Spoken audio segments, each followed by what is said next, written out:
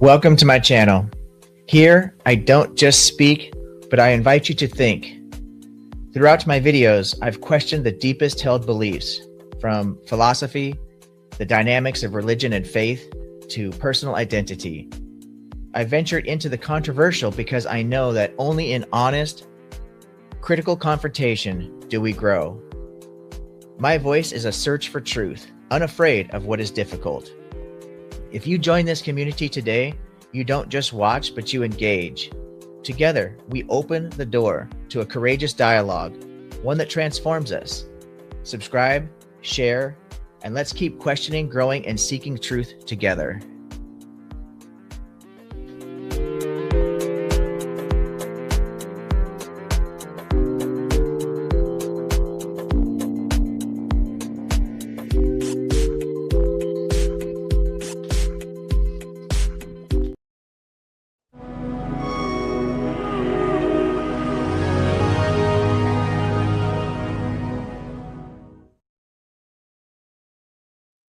Well, hello, everybody. I'm really excited to be bringing today's show to you. This is we're going to be talking about some things that are extremely important, some things that I care very much about. Before I do that, I just want to mention a couple of things really quickly because I think it's important to kind of preface today's show. As you guys know, most of you anyway, the reason I started my channel is not because I want to be some kind of famous YouTuber. I'm not looking to get monetized and make money off this project. I'm doing it because I have a message that I'm trying to share with you guys and with the world. I used to have a lot of conversations on other social media platforms about how to improve your life, how to extract the most value out of life, how to live a good life, and how to be a better person, how to make the world a better place. And people would ask me, they're like, objective ethics, or Daniel, do you really think, I mean, the world is so fucked up. Do you really think that you can actually make a difference? And I tell them, me by myself, no, what difference can I make? But together we can make the world a better place. And I want to show you guys this just really quickly because this is exactly what I'm talking about here. I came home from work the other day and I was blown away when I opened up my YouTube to maybe watch a video. I was having dinner and I saw this was on my screen. It says, "Is self-respect the key to a better world?" And I was so excited when I saw that because this is the message, as you have all heard me say so many times, this is the key to living this better life, to extracting the most value out of the life you have. Self-respect, right? You don't get self-respect unless you respect the planet. That's your environment that you live in. And if you can't respect other people, and that goes for all other people, if you could do those things, you can attain true self-respect. And that's the thing, that the necessary precondition for living the good life that every single person wants to live. I saw this pop up. This is a video that was done on Architects of Humanity website. This gentleman interviewed me, about a week or so ago. His name's Max Stout. I'll put a link to his channel in the description of this video. I highly recommend that you watch his video. This video, and this is not to pat myself on the back here. This is to show you guys the type of positive impact that a community of people, like-minded people, can have about this self-respect, okay? The power of putting your voice out there and talking about something you believe in, trying to make a positive difference. So Max had interviewed me about a week or so ago, and I talked about this self-respect concept that I talk about here. It inspired him so much that he did his own show on it, 5-hour stream, talking about this almost entirely the whole time. And Max had some incredible things to say himself, his own input of what he added to the conversation, not my words, his words, what it inspired in him. It's like you put a seed in the ground and a beautiful flower grows out of it. And that's what this conversation really was to me. And the reason I'm showing you guys this is because this is what we're going to do today, I'm hoping. There are some things that I believe very strongly about the condition that the world is in right now. And I'm going to say some things that are probably going to cause me to lose some subscribers. Some things that need to be said about life, death, and we're just going to get right into it, actually. I'm very, very proud today to bring you my guest speaker. This is Jay Charles. He goes by LA online. He's the author of the book that we're going to be talking about a little bit today. And I call him LA because he goes by Life Abolitionist online. So you'll probably hear me say LA quite a bit. He wrote this very interesting book. It's regarding antinatalism is the topic. And it's something we're going to get into today. He has a different take on it. And I don't want to spoil too much of the conversation beforehand. And I'm going to let Mr. Mr. Charles introduce himself to you, but I'm just going to read really quickly from the back of this book to get an idea of who we're talking with today. With both a JD and MPA, J. Charles brings an analytical perspective to a profoundly personal subject matter. As a radical anarchist who rejects hierarchical constructs and an anti-natalist, he advocates for the right to self-ownership. In Jay's own words, you do not own your life. This book proves it. The disposable rights test is simple. Can you legally exit your existence peacefully? No. The state prohibits autonomous disposal while extracting value through taxes and forced labor. You are enslaved.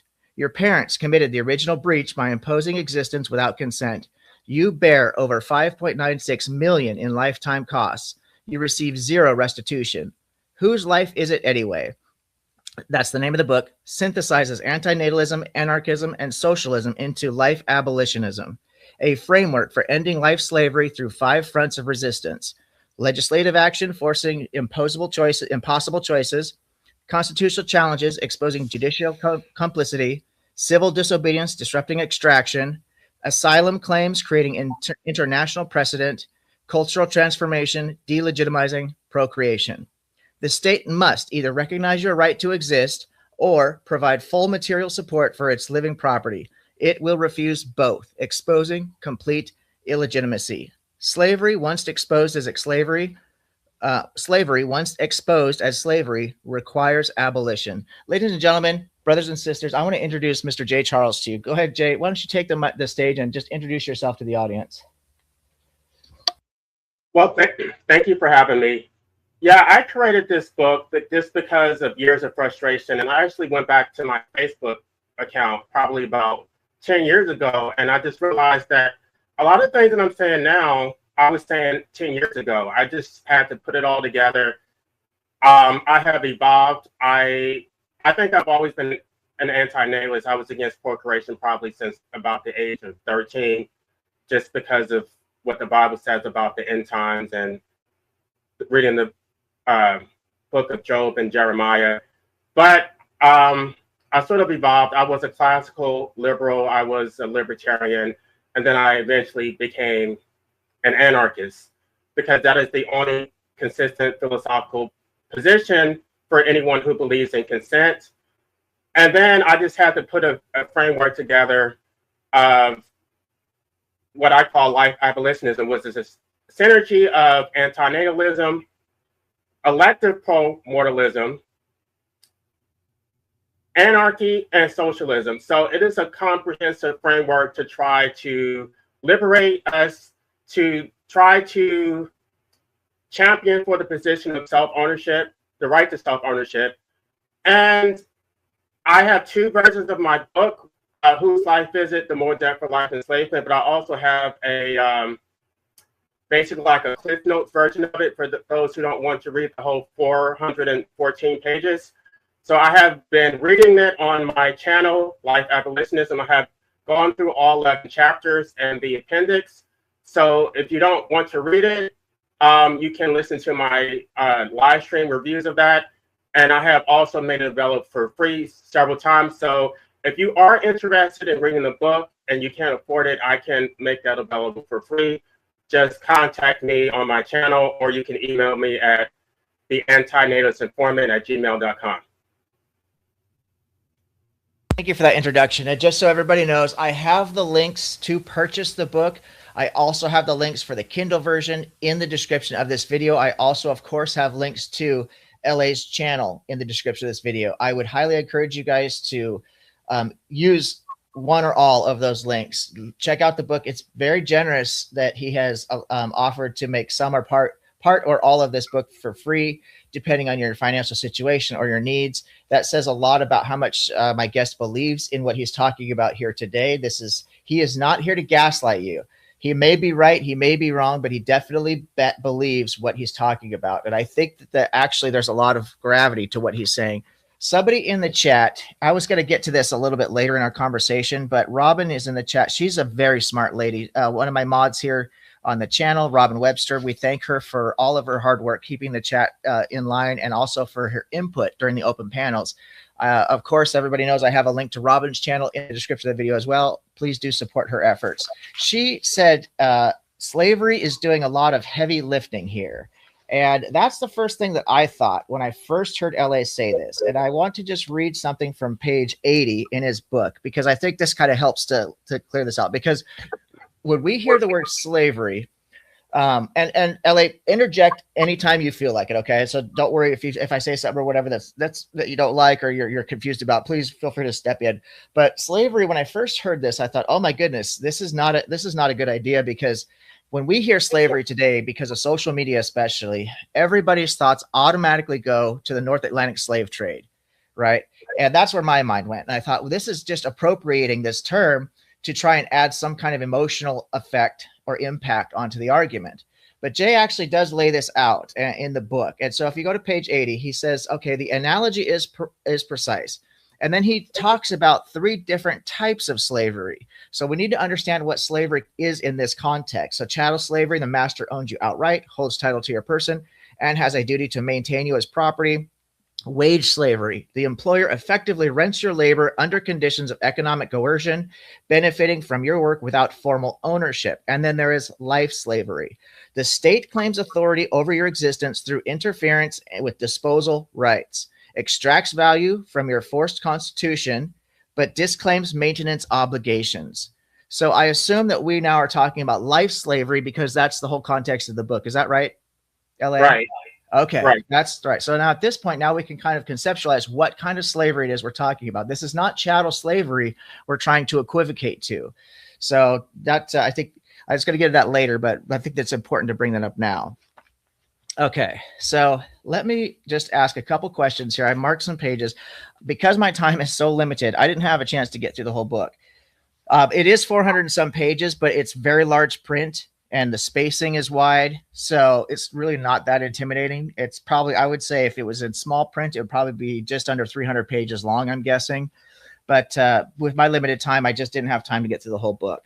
But I did want to touch on a couple of things to just try to help the audience understand what we really mean by this life enslavement, and what the state actually, what kind of authority this and the state imposes on us, and what kind of obligation we're born into. If we could start the conversation there.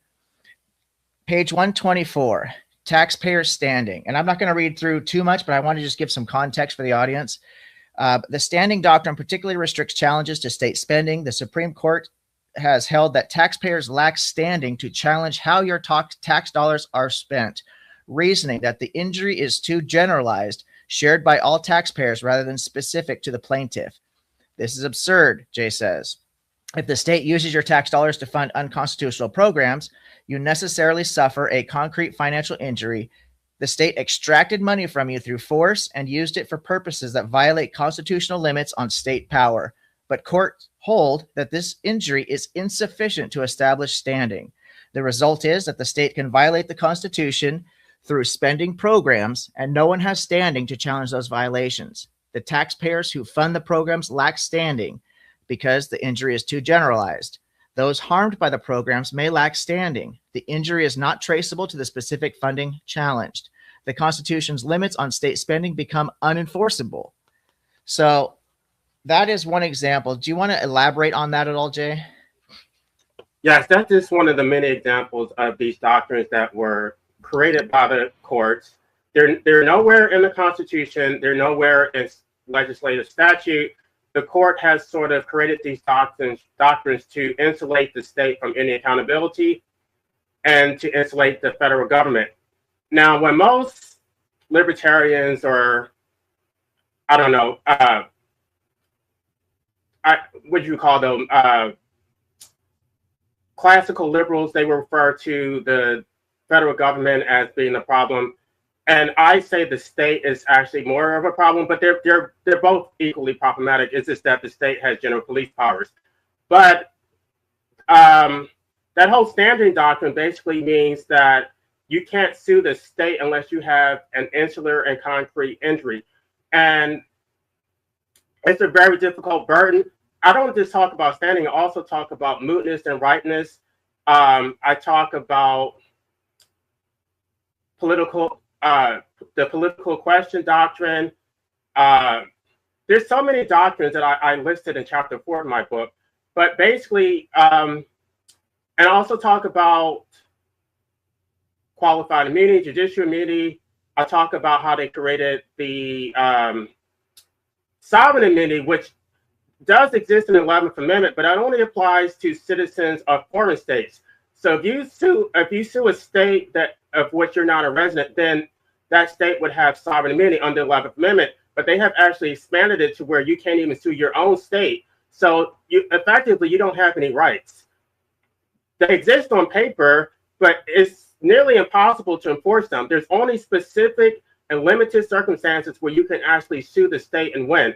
So you have comprehensive duties to the state, but the state has no duties towards you. So what I say in the book is rights without duties make anarchy, or actually it's the opposite. It's duties without rights make slavery, rights without duties make anarchy. So it's like a comprehensive system of enslavement where you have to obey the state. It's not a social contract where it's reciprocal. It's just the extraction goes one way. You have to obey, you have to pay, but you don't get any actual protection. You don't have any enforceable rights that can be protected by the state.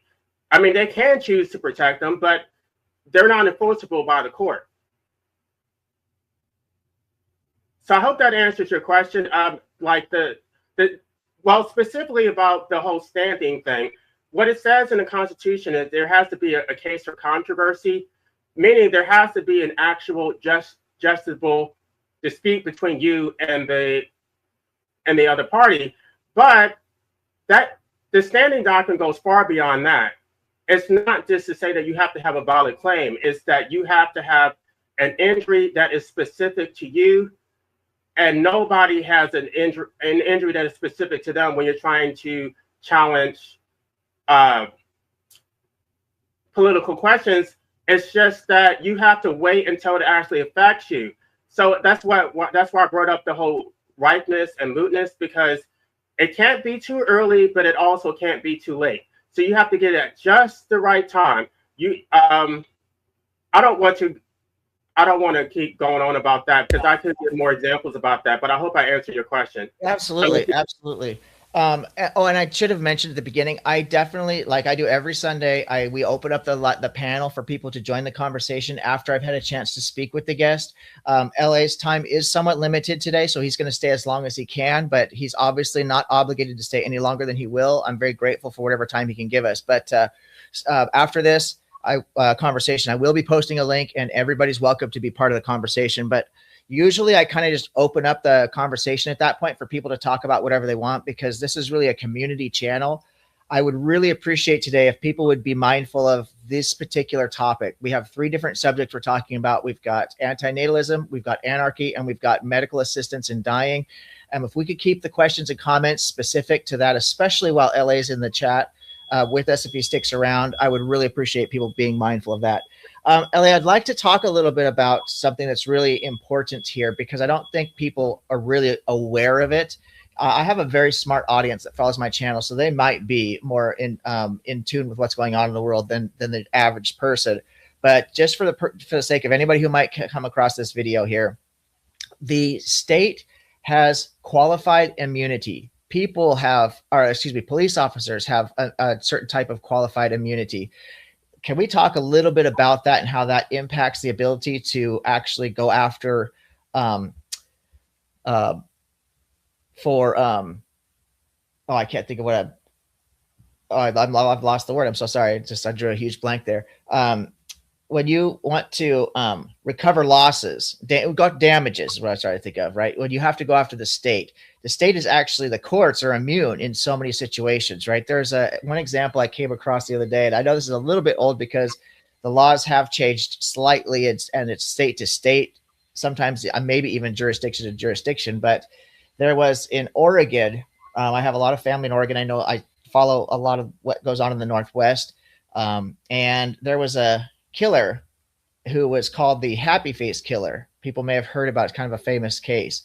Well, he killed like 8 women, I think. Terrible, terrible human being, and assaulted them and killed them. Well, 2 innocent people were initially charged and convicted with that crime, while the killer was still out on the loose. They both spent, a man and a woman, both spent 5 years in prison because they were wrongfully imprisoned, wrongfully accused, and wrongfully convicted. They finally caught this happy face killer. Right, he had a mental disorder, and he was very upset that he wasn't getting the attention for his sick and disgusting and depravity of his crimes, and so he started leaving notes and eventually got himself caught. So they immediately released the 2 people who just spent 5 years in prison and who knows an unspeakable damage to their personal lives with family and friends and employers and everything else, irreparable damage. And there was no course of action that they could make against the state. The state had total immunity against wrongful imprisonment. That's just one example of how we lack no power, even when we're in the right, to go after the state. Now, you've studied law. What do you think about this qualified immunity? How does it work against the people? Well, first of all, like the state has absolute immunity anyway. So the state, you can't sue the state for damages. Now, if the state sues you, they basically waive immunity, so you can file a counterclaim. But usually, you're going to be prosecuted in a criminal case. And so, how the legislature have tried to address this, and so because you can't sue the state directly, they have created 42 USC 1983, which basically means you can't sue the state directly, but you can sue state actors. And when you sue state actors, you sue them either you can sue them in their individual capacity or their official capacity. When you sue them in their official capacity, you're suing the office itself. So even if they leave office, that lawsuit runs with the department or with the position they held at the time that you filed it.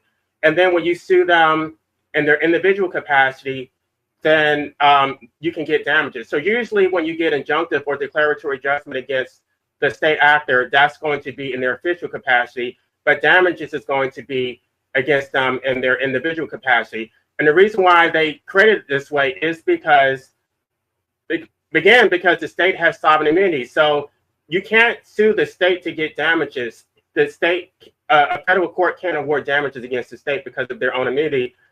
But unfortunately, even though Congress has created 42 USC 1983, and I know people feel overwhelmed when I start talking about these legal issues, but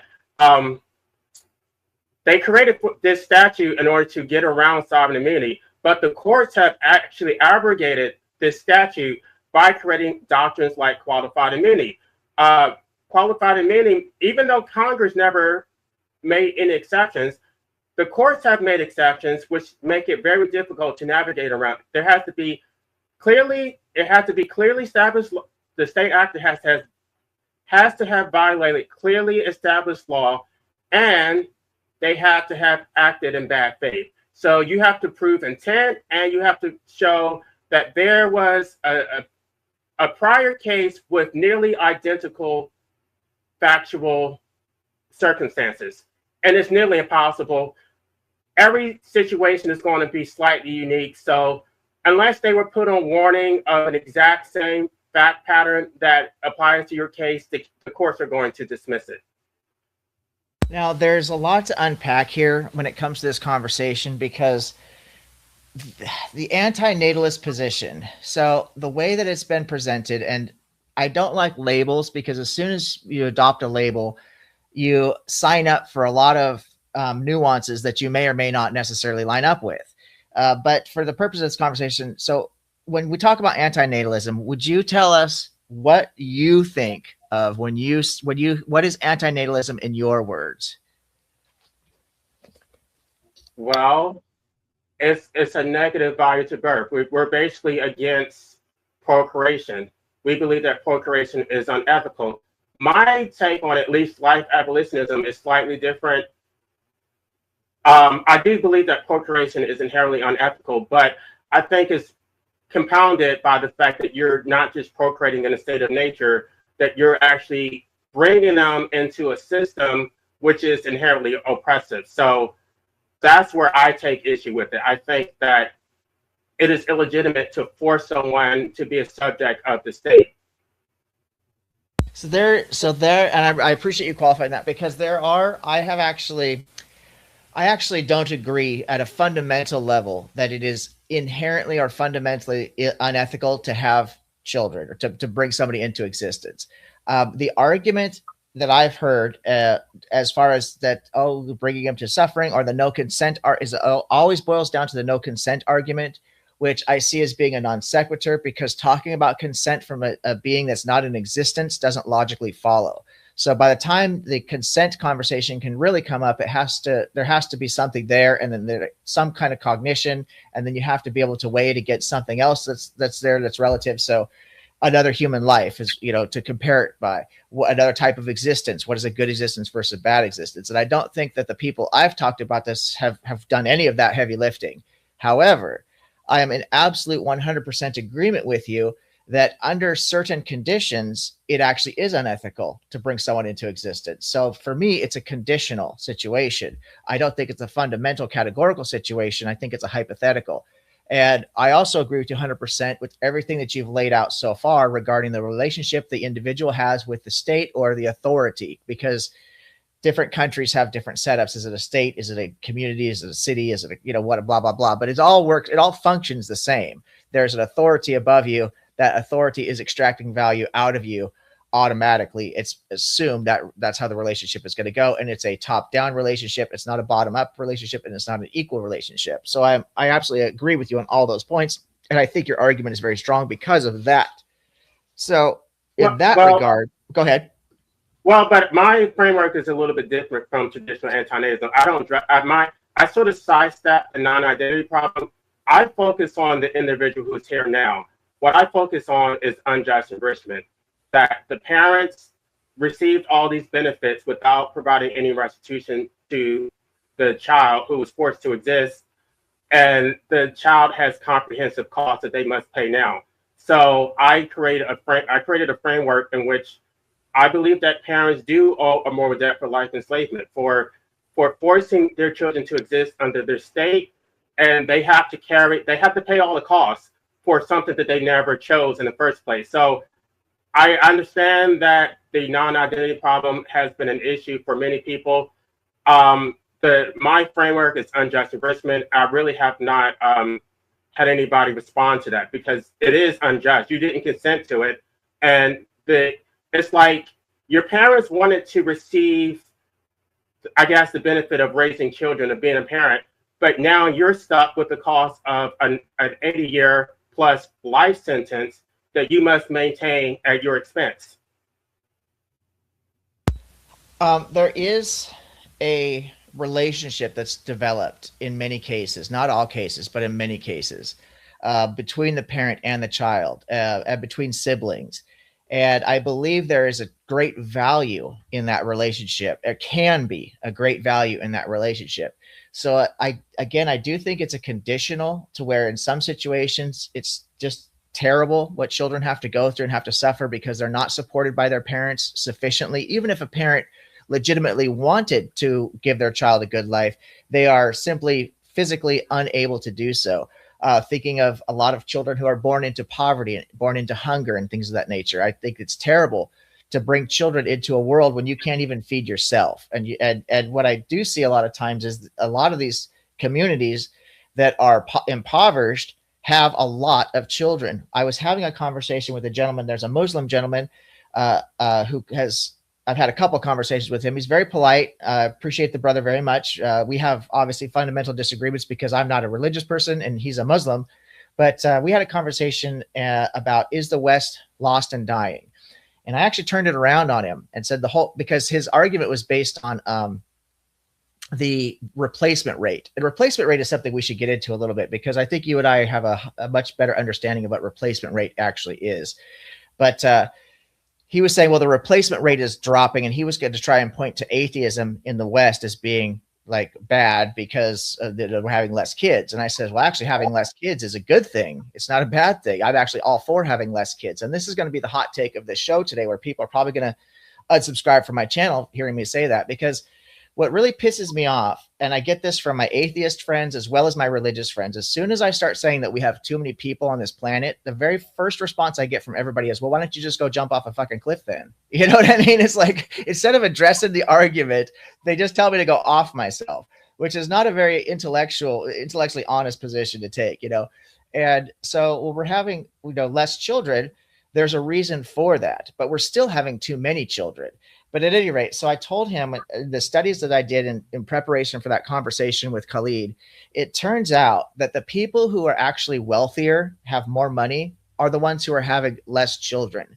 The poorest people are the ones who are having the most children, which to me seems completely backwards. Now, I don't support eugenics because I don't think that you could decide who's going to be the next Einstein or who's going to be the next Michelangelo, right? I mean, we just have no way of knowing ahead of time who's going to be able to offer something amazing to the world that we could all benefit from. We can't judge an individual's experience, how much joy a particular person is going to get out of life. We have no way of knowing that in advance.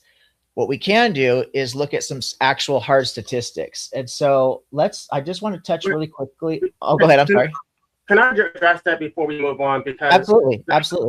The unjust enrichment applies regardless of the nature of the relationship, because regardless, even if you had a parent that you think loved you or was there for you, it's like you still have these costs that you did not choose. And so the debt is dischargeable. If you feel you have a good relationship with your parents, then you can discharge it. But the moral debt still applies because you did not ask to be brought into existence, and yet you still bear all these costs that you did not ask for. So I don't know if you got to that part of the chapter, but I do talk about how you have and these are not unreasonable demands. I believe you're entitled to competent parenting.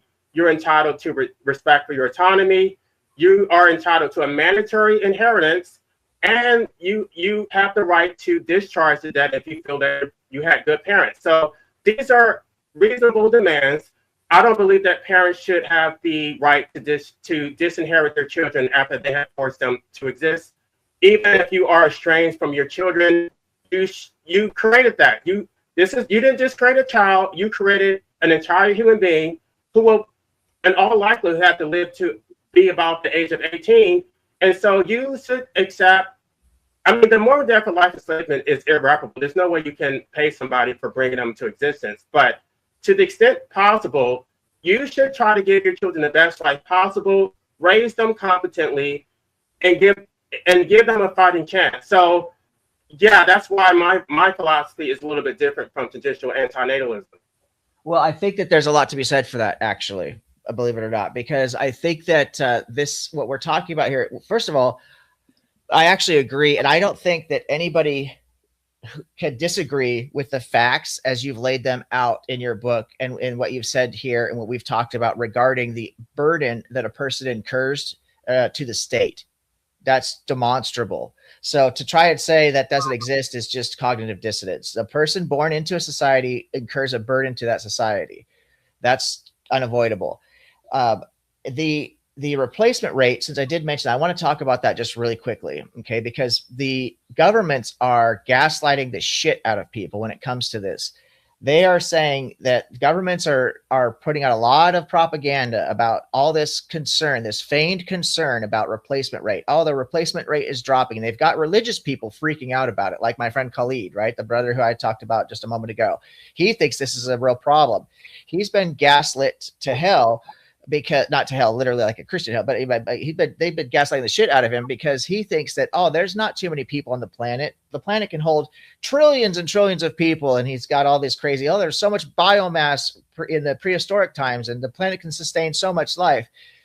Biomass is not relative to human population growth because biomass doesn't terraform the planet. It's a straw man is what it is of the conversation. It's actually a red herring altogether.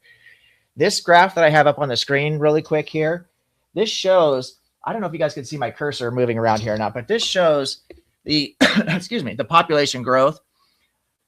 This dark line here represents the date and the horizontal line, and the vertical line represents people in the billions. Now, this doesn't even go up to as high as we are. This is only at 7 billion right here.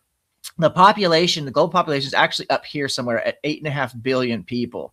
Okay, and you could look at the growth rate. exponential growth rate. It literally just skyrockets here from the 19th, 20th century, probably about the 19th century. It really starts to climb, and it has just skyrocketed. So, and we hit, basically, it started, the first major change came with the agricultural revolution about 10,000, 12,000 years ago. The population took a huge spike. Once we started farming and adopted a sedentary lifestyle, population skyrocketed. It was under 1 million people for about 200,000 to 300,000 years. And all of a sudden, once we finally got from hunter-gatherer to agriculture, the population skyrockets to a few million people almost instantly. In 2,000 years, we're up to like 15 million people roughly, right? So around 8,000 before the Common Era, 8,000 BCE. All of a sudden, we're up to like 15 million people now. Less than 1 million people on the whole planet for 200,000, 300,000 years.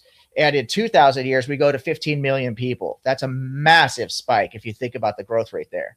That growth rate steadies off. It's starting to grow slowly. And then we hit the Industrial Revolution. And then we see more spikes. And then we have a secondary, what they call the Second Industrial Revolution. And we have this, which is where we get the second huge spike. That's where we're at right now. So in the 1900s, the population is about 1 billion people. Or 1850 maybe, the population is about 1 billion people. 1900s, it hits 2 billion people. Then all of a sudden, by 1975, we are at 4 billion people. Actually, in 1950, we hit 2 billion people. In 25 years, just 25 years, the population doubles to 4 billion people. In 50 years, the next 50 years, from 1975 to now, we add another 4 billion people. We double the population again. This is massive growth rate. If you look on AI right now, I'll read it off my phone, so I have to switch the screen off for you here. What AI is telling you right now, let me pull up the right screen here. Give me 1 second. Sorry. Sorry about this. Okay, so if you look it up, it says, I said, what will the world population be estimated in 2050? That's 25 years from now. The world population is projected to reach approximately 9.5 billion people by 2050. That's only 1 billion people. Okay, that's only the growth of 1 billion people in 25 years. Now, think about what I just said. In 25 years, we saw 4 billion people. The population doubled, all right? The population doubled again in the last 50 years from 4 billion to 8 billion. And they're going to tell us in 25 years, we're only going to add 1 billion people. That literally makes no sense. I'm like, why are they gaslighting this shit out of me right now? Why would they say it's only going to add 1 billion people? Well, that's because the information they're giving you is according to United Nations and World Bank data. What the fuck does the World Bank data have to do with population growth? Why are they even at the table in this conversation? While growth is slowing, the total population is expected to rise due to longer lifespans and increased number of people reaching reproductive age. So they're actually contradicting themselves and hoping that you guys won't notice. This planet cannot sustain growth rates that we are experiencing and that we are going to experience. That is a fact. The ecosystem takes so much time to develop, to accommodate the life that's on Earth, no matter what animal life you're talking about. The fact that human beings terraform and extract so much from the planet so quickly, so much faster than the planet can replenish itself, we are like a virus on this planet. Now, we can live symbiotically with the planet. We've done it for hundreds of thousands of years. So I'm not saying that human beings are a disease entirely. That's not what I'm saying. What I'm saying is, if we don't check ourselves and the rate of population growth, this planet is going to shit us out. Mother Nature is finally going to say, you know what, I'm done with you. I can't sustain you anymore. The population growth is so misunderstood because people are living longer, for one thing. So the children that are going to grow up and have children, their grandparents and great-grandparents are still alive. So that whole population growth replacement rate thing is a total bullshit number. The thing is, the government needs people to reproduce. The reason they need people to reproduce is twofold. One is the infrastructure, the roads, the buildings, the fire departments, blah, blah, blah, blah, blah, the schools, the entire infrastructure needs people to fix the roads and to repair the buildings and install the plumbing and all that bullshit.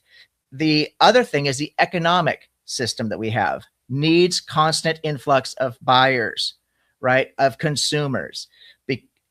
So we pump more people into the infrastructure. We pump more people into the economic system.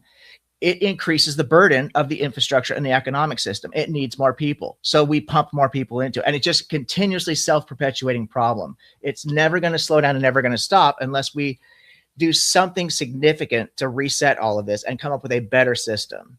What do you think about all that so far, LA? Well, my philosophy, the goal of life abolitionism is to dismantle the state through demographic collapse. But just to get back to your points, those numbers are based on financial planning. It's not based on environmental sustainability. They have already overextended themselves, and so they need more people so that they can maintain their current budgets. They don't want to make any cuts. They don't want to make projections based on the resources that they have. They just want to constantly expand. And by the way, there are not enough jobs for these people. So as I say on my channel, an oversupply of labor actually leads to depressed wages. So it is in the state's interest for you to procreate. It is in the interest of the capitalists for you to procreate, because they can exploit the oversupply of labor to make you desperate because there's not enough jobs to go around. It is not in your interest. The state's interest is not the same as yours. You need to understand that. There's no unity, there's no curvature between you and the state. The state is here to extract. The capitalists are here to extract. And so you have a moral duty to protect yourself and your children. So if you listen to these projections and you feed into it, what you will not hear is how it benefits you. What you will hear is how it benefits the state. They want to maintain their own continuity. They want to maintain a state. So the declining birth rate is not your, and actually, like I say on my channel, you look at the countries that do have low birth rates, and by the way, the population growth in the United States is not just due to fertility rates, it's also due to migration. But these countries that have low population growth due to low fertility and due to very strict immigration policies, the government is actually far more responsive. The government will give them better social programs, healthcare, good, decent wages, good housing, good transportation, and so, and many of these states, many of these nation states, even have the right to medical assistance in dying. So, I also talk about how overpopulation dilutes the power of your individual vote. It can be diluted to such an extent that you become politically irrelevant. Now you have to form PACs and super PACs. Then you have to raise all this money and lobby. If you're just an average voter, then your vote becomes completely irrelevant. And so it creates a whole host of problems. They think that it's just about land space, that, oh, well, you can crowd everybody into the state the size of California. It has nothing to do with that. It's about quality of life. It's about resource management. Now, they think they have debunked Thomas Malthus. They have not. They have, I guess, they have artificially popped up the population through technology and innovation. But eventually, you're going to run into a brick wall. There's been so many problems with their propping up of this unsustainable population through factory farming, through the agriculture, which has led to deforestation. We would actually do better to decrease the population, to save the planet, to save the economy, to basically, you're basically bringing yourself into extinction, is what I'm saying. We talk about global heating, they will talk about conserving resources, and I'm going to stop in a second. I don't want to rant on forever, but they will talk about conserving resources, conserving energy, basically consume less. But if you want to consume less, the easiest way to consume less is to reduce the number of consumers. Yet they want to continue producing more consumers, and yet they want you to sacrifice. They want you to live a life of minimalism, a hard life of self-sacrifice, so they can maintain their system at your expense. And I reject that. This is the problem. Now I don't even know if I want to address it. There's a little bit of gaslight that's gone in the comments, but I'm just going to let it flow because people have a right to their own opinions as well, and I don't want to shoot people down. I do want to show one more statistic here really quick while I've got this up, and then I'll be done. I'll get off my soapbox about this. This is really important right here. Let me read this. This is approximately 5 million children under the age of 5 die each year worldwide. with nearly half of these deaths occurring in the neo-national period. Globally, an estimated 4.9 children died before reaching their 5th birthday in 2024, including 2.3 million newborns who died within the first 28 days of life, highlighting the critical vulnerability of neo-national period. UNICEF, UN Interagency Group of Child Mortality Estimation. This translates to roughly 13,300 under 5 deaths every day, or about 9 deaths every minute. Causes of deaths include infectious diseases such as pneumonia, diarrhea, malaria, and meningitis. Complications at birth, including preterm birth, birth asphyxia, and trauma. Malnutrition, which contributes to weakened immunity and higher susceptibility to disease. Congenital anomalies, and other preventable conditions. Most of these deaths are preventable. Most of these deaths are preventable with low-cost interventions such as vaccines, antibiotics, oral rehydration therapy, micronutrient supplementation, insecticide-treated bed nets, and improved maternal and newborn care. So let me get off this screen here. Bear with me, everybody. You know how bad I am at all this shit. Okay, which screen am I even looking at here? Okay, so let me pull this down, pull this off. Right. So one of the things that Thomas Malthus addressed was that there were natural checks that basically, if you were self-sustaining, like there's a natural check. But the human population is actually propped up through government intervention, through globalization, basically redistributing resources from halfway across the world. And so you can artificially increase. So basically, the human species are the only species on the planet. It's the only species on the planet that has an unlimited growth potential. Other species have natural checks. There's a balance between the lions and the gazelle and the zebra, the alligators. They all have their natural checks, but through medicine, through food supplies being redistributed, there's no checks for the human. And the human species, by the way, is the most destructive species, especially a civilized human. It's not really a problem for someone who is living in a developing world, who is, basically living off the land. They have basically a zero carbon footprint.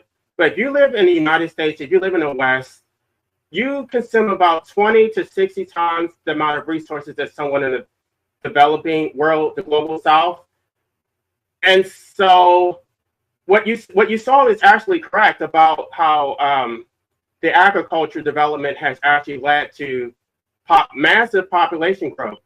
I don't really want to get into this, but basically, once you move to a plant-based diet, that leads to more unchecked population growth. They don't want to address the root problem. That if you actually live to sustain, my book I call for local self-sustaining economies where you can get off the global economy. That's in the appendix, but this is a recipe for disaster. They already know that the global economy is going to crash at some point, and it's going to be a domino effect because we're all tethered together. But I don't know if you want to move on to another topic. Oh, you're doing a great job. The way I'm really liking the flow of this conversation. You're just picking up where I'm putting down it, and we have like I said, there's a lot of common ground that we have despite the fundamental disagreement about the morality of the position itself. I think that it's like I said, it's hypothetical, not categorical.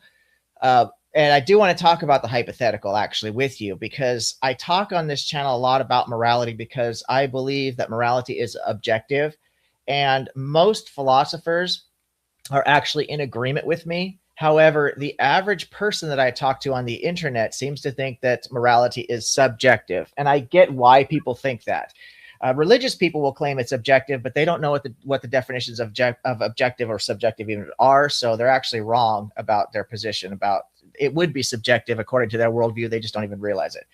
But morality actually is objective, and I feel like I make a strong argument for that. We're talking about duties and rights. Although I believe that morality is objective, I can ground it in nature, and I can defend the normative through the hypothetical and get around the is ought that way. If we want to live in a society without theft, we ought not to steal from each other. We ought to enforce laws against stealing. It makes sense. It's objectively true. We don't decide that that's the most effective way to stop stealing. Just stopping stealing is objectively the way to stop stealing. That's just a fact.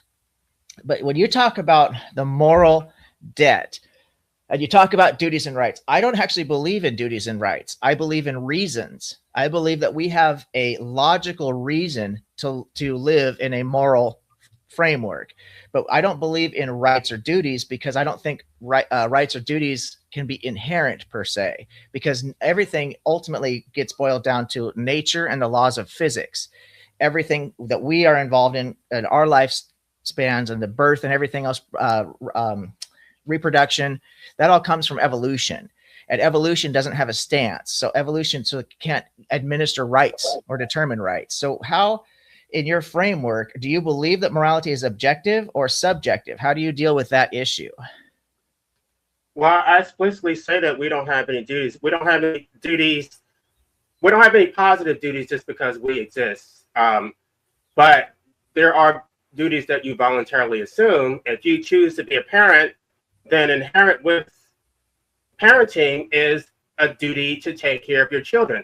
It's not something that somebody external to you imposed. You voluntarily assume that. So I believe that the duty between a parent to their children should be enforced because they voluntarily assumed it. I don't believe I have a duty to a random stranger. In my book, I call for mutualism. If you help me, if you support my cause, I will support your cause. If it's in my rational self-interest to do it, then I will do it. And it's just extraction where it's unilateral, where you benefit and I don't. No, that's not a legitimate duty. I don't believe in positive duties. I believe in negative duties, and I believe in reciprocal duties. So this actually gets into what's called game theory, and I don't know how many people are really familiar with that, but essentially game theory, it's a exercise, experiment, thought exercise, whatever you want to say, to find out how people interact with each other in the most effective way, and what people will choose to do to, I guess, rudimentally say, win the game. And there's a prisoner thought experiment that oftentimes gets used. You have two prisoners, and what will they do to basically succeed?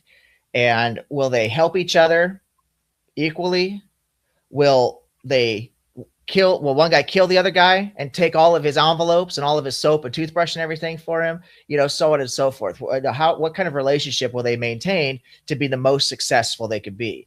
And what they find in game theory, they run this to computer simulations thousands and thousands of times. They also ask people, they do it themselves in real life studies and stuff like that. And what they found after numerous times, thousands of times, tens of thousands of times of running this, they found that the most successful way to live, to exist, is called tit for tat. Basically, you have to have a very low tolerance, but a certain amount of forgiveness, because nobody's perfect, and because nature can do stuff that we can't control, right? So we could both split the coke. If you and I lived on an island and we shared the coconuts, you could have some kind of natural disaster, a mudslide or something. It takes away a bunch of your coconuts. That's not your fault, right? So I might give you some extra coconuts just because you came into hard times, right? But if I just give you all my coconuts just for the sake of giving you my fucking shit for no reason, that's ultimately not the best way for me to exist. And it doesn't necessarily benefit you either, because if I'm not living my best existence and we live together, you're not having the person next to you living their best life, which actually negatively impacts your life. So a tit for tat, two people both succeeding, is actually the best way for everyone to live and to exist and to ultimately win the game, right?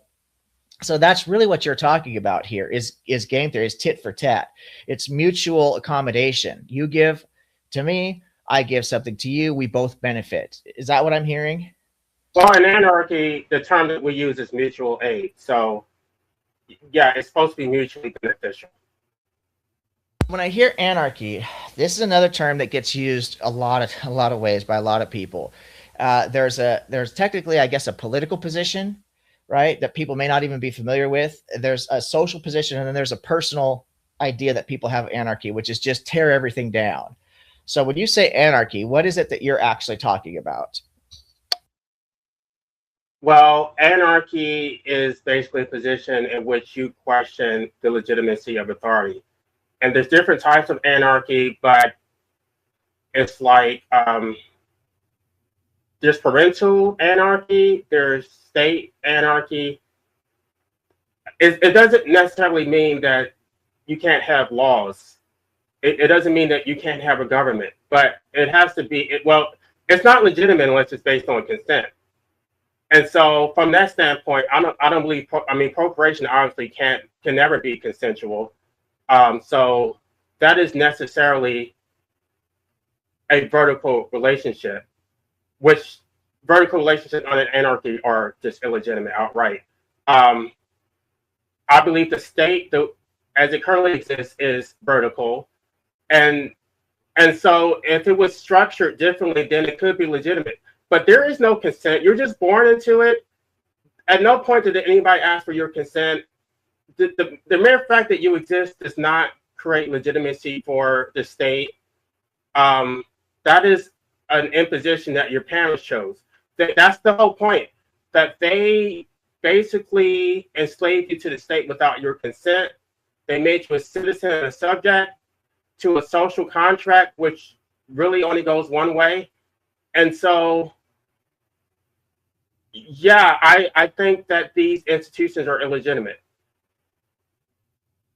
When I think of anarchy and when I hear a lot of people talking about anarchy, I think they're thinking of it in the context of what Ryu has said here in the chat. And Ryu, it's always so good to have you stop by. I just absolutely love your input in hearing what you have to say. He says anarchy originates from the Greek word anarchia, meaning without a ruler or leaderless. It combines a prefix "an," which in Greek means without, and archos, ruler or leader. So this is what I think the majority of people think anarchy actually means, is you have no ultimate leader.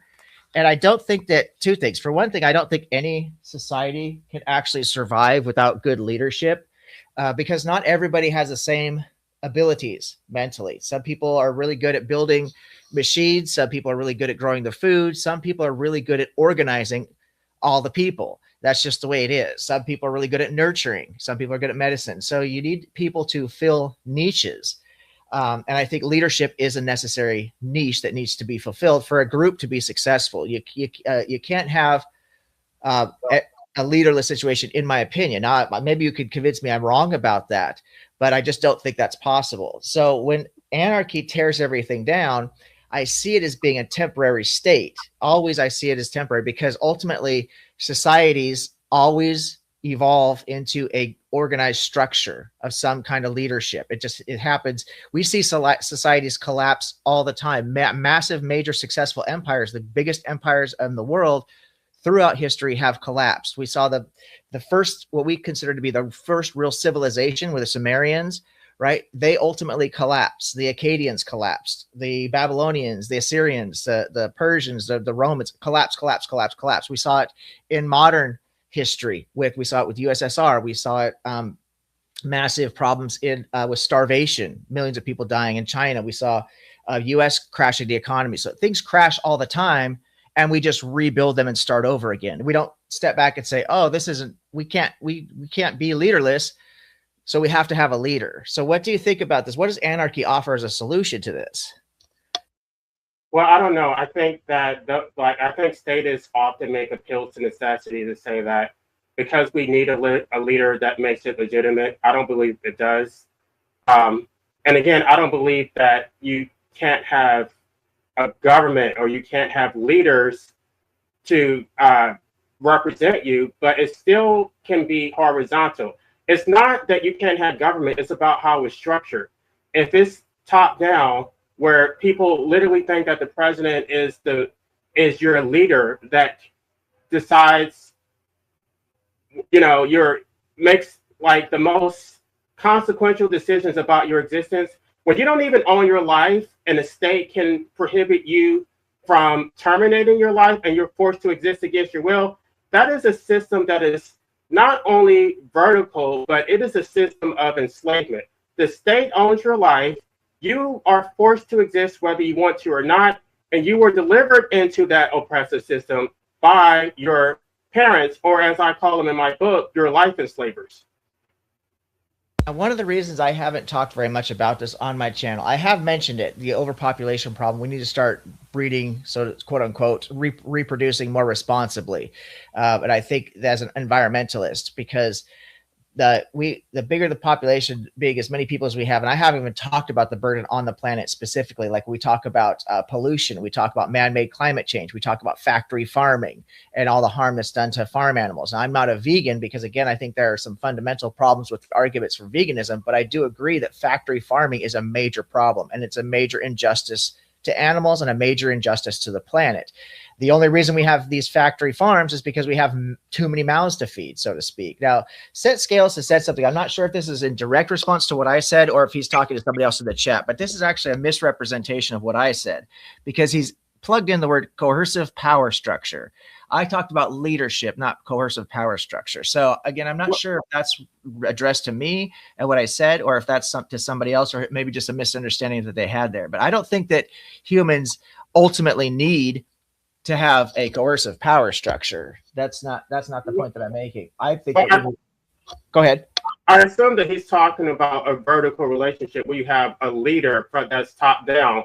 I would tend to agree with him that most societies have not chosen to have vertical relationships. Like in a state of nature, they don't exist that way. In Africa, the Native American population, all these other indigenous cultures did not choose to live in horizontal or vertical power structures. They were imposed them. They were forced to become civilized and to live under coercive power structures where the state basically owns your life. That is a social contract, even according to Rousseau. The state is the master of all private property. The state decides, well, the way Rousseau framed it is that basically your life is a conditional grant from the state. That when the state tells you to die, you shall die. And basically your parents deliver you into the system. So he even said that basically it goes beyond the scope of legitimate parental authority, that parental authority is supposed to be temporary. So if your authority as a parent is just to raise me, to teach me how to exist as a functioning adult, then there's no point in that relationship where you had authority to enslave me to the state. So I agree with what you're saying, and absolutely. However, none of this actually refutes what I said about the leadership. The ancient civilizations still had leadership. It was a more mutually beneficial and more symbiotic relationship and built on equality. I agree with 100%, but it was not absence of leadership. So what I'm talking about is the need for leadership. And the evidence that I have to back up my claim would be found in the historical record, but also in evolution itself. We are a social species, and all social species of animals have structures to them. That's why they call them social. They not only do they need each other for their survival, but they fill different roles. So the ants have the queen ant, they have the worker ant, they have the builder ant, so on, the carpenter, the construction ant, so on and so forth. The bees, the wolf pack has the dire wolf that leads the pack. They have leaders, they have hierarchies. The pride of lions has the same thing. All social species have some type of a hierarchical type of structure to it, but it doesn't have to be coercive. It can be completely symbiotic, and it can be mutually respectful and mutually beneficial. So the system we have now is not mutually beneficial, and it's not mutually respective. I think you've done a great job of articulating that, and I agree to 100%. But I don't think that means that fundamentally that systems have to develop that way. I think we've just fucked it up so bad. That's what we tend to do because the power is such intoxicating. More power just begets more power. And that's the problem. But ancient civilizations and ancient cultures, like the Native Americans here, they did live symbiotically with the land. They didn't take too much from more than what the land had to offer. Just like you talked about the relationship between the lion and the gazelle, you're absolutely right. If the lion eats too many deer, then the lion will ultimately starve itself to death, right? If the deer eats too much of the grass, then the deer will starve itself to death. That's just a fact that's guided by evolution. This is what I base objective morality on, actually, is this cause and effect, right? If I steal from you, it's going to cause you to distrust me. That's just a fact. So the best thing to do is to not steal. That allows both of us to live our best life. And we want to live a good life. Although I don't believe we have duties or rights inherently, we have reasons, logical reasons that can be justified logically absent of emotion, which is why I don't believe that morals are emotivist. So I do think that from an objective moral position, an argument can be made for fixing or remedying this current life enslavement situation. The reason I don't talk a lot about this is because as soon as we start talking about these things, then the next question that people have is, okay, how do we fix it? What do we do to actually fix it? It looks like in your book, and I haven't had a chance to go through this chapter very much, but it does look like you have some remedies that are offered. Remedy 1, recognize the natural right to autonomous disposal. Remedy 2 requires full socialism as minimum maintenance obligation. And let me see here. So you've got 2 remedies. Is that right? 2 remedies listed. This is basically the impossible choice that if the state is going to force you to exist against your will, and the state is basically going to act as if you don't own your life, then basically the state should maintain its living property. If I'm going to be forced to exist, then it should be completely at society's expense. If the state claims that it has an interest in preserving the sanctity of life, then actually take an interest in preserving the sanctity of life. Don't claim that you have an interest in my life, and yet I'm the one who has to bear all the costs. You do not have an interest in my life, and if you did, then you would be the one paying for it. Now, is that under Remedy 2, require full socialism as minimum maintenance obligation? Would you say? That's more of a strategy. This is like to force them to, if you're not going to give me the right to terminate my involuntary existence, then you should have to pay for it. So it's 2 choices, either giving my right to opt out or pay for my involuntary existence, but I should not have to pay for it. Let me just read the first, very, very, very short, just a few lines here. If the court refuses to recognize protection for your autonomous disposal, if the state maintains the prohibition that forces your continuation, then the state must provide comprehensive material support as the minimum maintenance obligation for the property it owns. Right. I don't think that's an unreasonable demand, actually.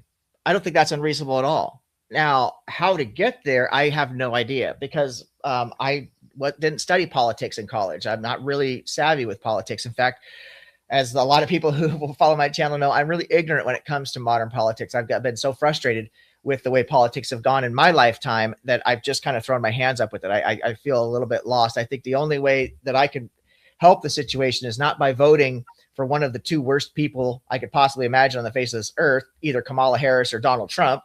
That's literally a no-win situation. I just give up and try and make the world better from the ground up by trying to make my life better, by attaining self-respect, by teaching other people how to make their lives better, by respecting me and letting me respect them, and respecting the planet, and basically fix this from the bottom up. But I don't know if somebody could come along and say, listen, this is how we should set up a perfect political system. Would it be globalization? Would it be, capitalism? Would it be, Ayn Rand talks about something that's very interesting. And I came by your channel the other day just to say hello really quickly and kind of shut that vegan down, because he was gaslighting the hell out of all of you guys, and it was starting to piss me off. And I do apologize for letting that continue, because I know you were trying to get off of that topic, but I just, man, the things that vegans say, I'm all for respecting animals and animal, but I don't believe in rights, inherent rights. I don't think animals have rights. That doesn't make any sense. People don't even have rights per se. We have responsibilities to logic. It makes most sense. We have reasons, I should say, not responsibilities. We have logical reasons to do good things and to act morally because it's to our biggest benefit. But we don't have a duty to do that, in my opinion. Animals certainly don't have rights and duties. The lion does not give a fuck about what you think. The lion will eat your ass if he's hungry and does not care what you think about him. That's just a fact. So when I came on, I was talking, you mentioned Ayn Rand, and I was like, oh my gosh, I was going to talk to you about Ayn Rand, because in Ayn Rand's situation, or in her position, was capitalism and egoism. Basically, that coercion is wrong in every sense. So taxes are a form of coercion. Most of what you've talked about today is actually a form of coercion of the state onto the citizen or onto the individual, right? So, what do you think about Ayn Rand's version of capitalism as some kind of solution? Because she still believed in certain authority of the state to stop coercion and to stop physical force. Right. I agree with Ayn Rand only as far as she articulated her position on ethical egoism. I believe that man is not a sacrificial animal, that the achievement of his own happiness is probably the highest achievement possible. But when she gets into capitalism, I believe that's utter nonsense. I believe that first, I mean, and I addressed this in chapter 7, that property rights only exist because of the state's monopoly on violence. They don't exist in a state of nature. The state will give you legal title, which allows you to live without working, because the fact that the state will deploy violence in order to maintain this artificial fiction of property is the basis of property rights. And Pradhan actually explained that property is theft because property exists in nature and nobody has a right to claim property that they're not making productive use of. So those who work, those who make productive use of property are the rightful owners. And so the fact that you own property and you get to use that monopoly to extract value from people who work under the work or starve coercion, those people are the rightful owners. And those people should own the property because it's like the property actually gives you a monopoly on the means of production, but without those property rights, you would actually have to work. So you don't create any value just because you own property. The managers or the CEOs of corporations, just because they have power, they're no more valuable than the workers at the bottom. Yeah, I think Ayn Rand was full of shit when it came to capitalism. I don't agree with her. I think, first of all, money itself, the monetary system is a form of coercion. You're forced to engage in a unit of exchange that the state has already determined. The state has determined that the federal note is the unit of exchange. If you try to exchange in any other currency, then that is against the law. So I think Ayn Rand did not address these things. She didn't address that the fact that you can't have capitalism without a state in the first place. So, and clearly she had a lot of contempt for anarchists. She explicitly said so. She actually did. She spoke out against libertarians and anarchists and promoting her capitalist system. I had a PhD scholar on my channel actually who is an Ayn Randian, talks exclusively about Ayn Rand on his channel, Dr. Dan Norton. I do really enjoy my conversations with him. Excuse me, my allergies got the back door open. It's such a beautiful day though. At any rate, sorry, I digress. Yeah, so he talks a lot about Ayn Rand, and it'd be really interesting to have the two of you sit down maybe in a conversation together. I'd like to set something like that up actually, because you're really well spoken, LA, and you're very well read, and I'd be curious to see how you guys go back and forth regarding this. But for the purpose of our conversation, and we are coming up on the clock here, this has been such a great conversation, and we haven't even gotten into, I think, the most important part of what we're going to discuss today, which is MAID. And I want to give the audience a chance to hopefully interact with you at least a little bit if they're interested before you have to go. The money thing, really quick to touch on that, is a joke.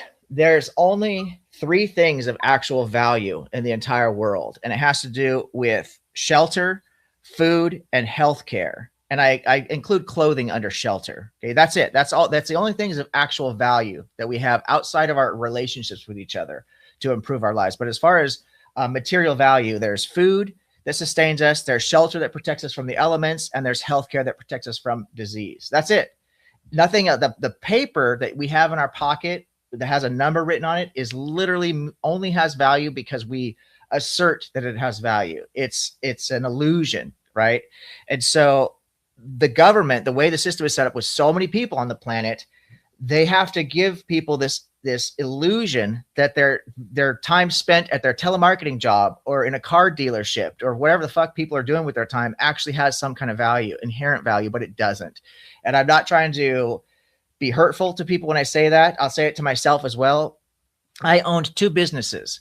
and I sold both of them, made good money. Money's good, right? Because sure, I could use money to play the game like everybody else. But the thing that drove me insane about both of my businesses is I had to realize that I had no value. No, I was doing nothing of real value to the world. Even though I was quote unquote successful, I knew in my own heart, in my own mind, that it was just it was an image. It was an illusion. There was no real value. I wasn't providing food. I wasn't providing shelter, and I wasn't providing medicine for anybody. All I was doing was exchanging paper with money, with numbers written on it.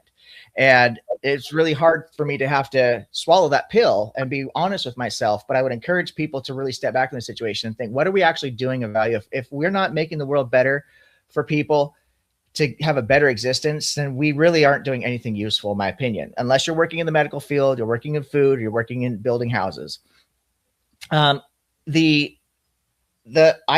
I do believe that we can make the world a really great place to live. I believe we actually have that ability. I believe that there is value in the experience in life itself. So there's actually an intrinsic value to the quote unquote suffering that we experience. It's set up by nature. I also believe you're not going to stop procreation by animals. That's driven by nature. So to try and fight against it is meaningless, in my opinion. The best thing to do is try to extract as much value for everybody as possible. And I believe that is possible by living the good life, right? By having self-respect, respect for the planet, and respect for each other. But there are a lot of people, I would argue most people don't even know how to live a good life. They're chasing that money. They're chasing that fame, that fortune, the drugs, the alcohol, whatever it is, the mirage that they think is going to give them the good life. And they're just wasting away like hamsters in the wheel. They're going nowhere. When people eventually say, I don't want to be on this ride anymore, it is illegal to try to end your own existence. It's unlawful, which is insane. That's where the slavery, in my opinion, really comes into play. And you talk about that in your book, and that's remedy number 1. Recognize the natural right to an autonomous disposal. If the court is serious about bodily autonomy and the right to be free from unwanted restraint, it must recognize a natural right to an autonomous disposal over one's own person. This right should permit access to medically assisted death without state-imposed criteria beyond verification of capacity and voluntariness. This remedy follows from the court's own precedent. If bodily autonomy protects the refusal of life-sustaining treatment, it must also protect the refusal of life-sustaining existence. The distinction the court drew in the Glucksberg is, which I don't even know what that is arbitrary. The Supreme Court decision. Oh, okay. Okay. Thank you. Is arbitrary and incoherent. Both the refusal of treatment and seeking assistance in dying exercise the same fundamental right to control one's own person. Recognizing this right would eliminate the secondary breach. The state would no longer force continuation against your will. You could opt out peacefully through medically assisted means. That's page 101 of your book. And that, I believe, is the truest thing that's said in this book. There's a lot of good stuff in there, but that to me was what really hits home. Medical assistance in dying is the only reasonable, rational solution to overcome these objections, because everything that you brought up here about the state's control, debt to the state, so on and so forth, is factually correct. I don't think anybody can deny it. Now, we'll let people, talk and join the chat, and maybe somebody will show me something that I wasn't seeing before, but I can't see any holes in what you've said at all. As far as the debt to the state goes. So if a person doesn't have a right to leave the situation, they are in fact enslaved, not just enslaved, but imprisoned. And that is objectively morally wrong, in my opinion. Personal autonomy, objective morality is based fundamentally, it's grounded in nature and the phenomenon of cause and effect, but it is really based on equality and autonomy, personal autonomy. But you don't have personal autonomy if you do not have the rights to autonomous disposal, self-disposal. And I think there should be a humane option as opposed to just jumping off a bridge somewhere, right? We should give people a peaceful way to exit. That's the most humane thing. We fought and still fight to this day really hard to regulate how they eliminate animals in farms and factory farms. They're supposed to go through a particular process. There's been books written on about what the slaughterhouses used to do to these animals to eliminate them before they would process them, right? And we were like, hey, you got to do this in a more humane fashion. We take better care of the animals, the cows that we eat, than we do our own people that don't want to exist. Do you have something you want to add to that? I know you do. Well, yeah. I mean, I've addressed that also. The fact that they will basically champion animal rights without even addressing the fact that animals have a right that humans don't. Animals have a right to a humane death. Humans don't. And so that's my main objection to procreation. It's not, it's like because they have a quote unquote right to procreate, how does that create a duty for me to continue existing against my will? Yes, they wanted to have children, but yet now I'm being forced to carry out a life sentence of 80 plus years against my will. I think that is unjust. And if that is the case, and by the way, they brought you into the system knowing that those were the conditions. And if that's the case, then they should have not. So there's two debts. Parents owe a debt to their children, and the state owes a debt. They either need to pay us socialism or give us the right to medical assistance in dying. You can't have it both ways. You can't say that we don't own our lives and yet we have to pay to maintain it. If I'm your slave, under the slave codes, the slave master had to pay to maintain their own slaves. I don't know if you got to that part of the book, but slaves actually could sue their masters to provide them with food and shelter. I mean, of course, it probably never happened, but on the books, under the slave codes, the slave masters had a duty to maintain their living property. Aristotle said the same thing. If you're a slave master, you're harming yourself by not maintaining your property, but yet the state has a duty. The state basically has no duties to us whatsoever. It's basically every man for himself. They'll talk about the taxpayers, how the taxpayers should be burdened, but yet you're going to be burdened as an individual. I'm going to be forced to exist because society believes that life is sacred.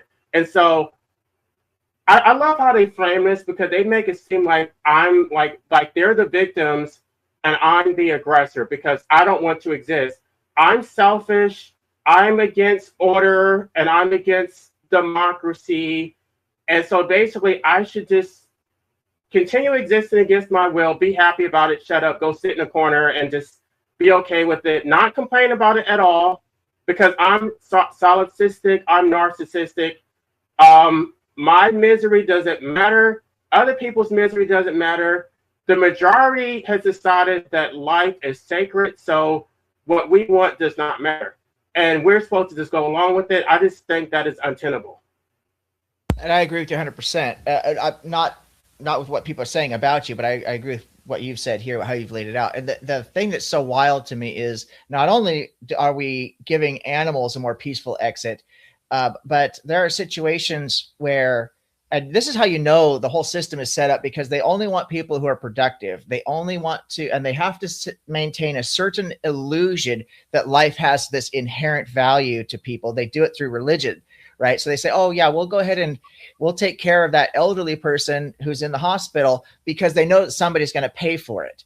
They wouldn't do it if somebody's going to pay for it because if somebody can't pay for it, they won't do it.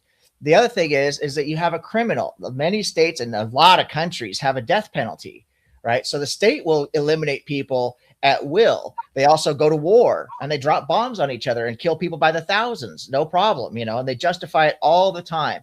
But as soon as a person wants to say, hey, listen, I want to get off this roller coaster. I'm not having a good time on this ride anymore. The state says, no, you can't do that. And they gaslight you by telling you're going to go to hell and burn in eternity or some other bullshit like that. And other people try to say, well, people have a responsibility to raise their children, so they can't end their existence because what about their children? But we actually take care of children. We have programs to take care of children. If their parents died a natural death or like in a car accident or something, we wouldn't say, oh, well, too bad for those kids. Their parents got killed in a car crash. No, we would say, hey, we need to take care of these children. So we still need to take care of the children. If the parent has personal autonomy and doesn't want to exist anymore, they're not providing a good life for that child anyway. So, and we have to know that's true. So to use the children as an excuse, or you're hurting your family members, they're going to care about you, they're going to miss you. Well, that might be true, but that's not your responsibility at the end of the day. Your responsibility is ultimately to your own existence, right? That's just fundamentally based on autonomy. You have autonomy. If you don't have autonomy and we don't make that the foundation of everything, equality, then we don't have anything. We can't build anything up from there that actually functions and is free of slavery or ownership, a vertical relationship. And so I think that that's where I'm going to go ahead and stop my haranguing right now, because I don't have a solution other than trying to fix the world from the bottom up, treat each other with more respect, treat yourselves with some self-respect, appreciate the experience for what it is, because I do think that life has a tremendous amount of value, but I respect your right to do what you want with your life as long as you're not harming somebody else directly. And other than that, I have no right to tell you what to do with your life. I could help coach you up and say, I've overcome some terrible, terrible things. I've had a very rough past and I've overcome it. And having overcome it, I can look back and say, wow, man, that was fucking rough, but that was worth it because of the person that I am today.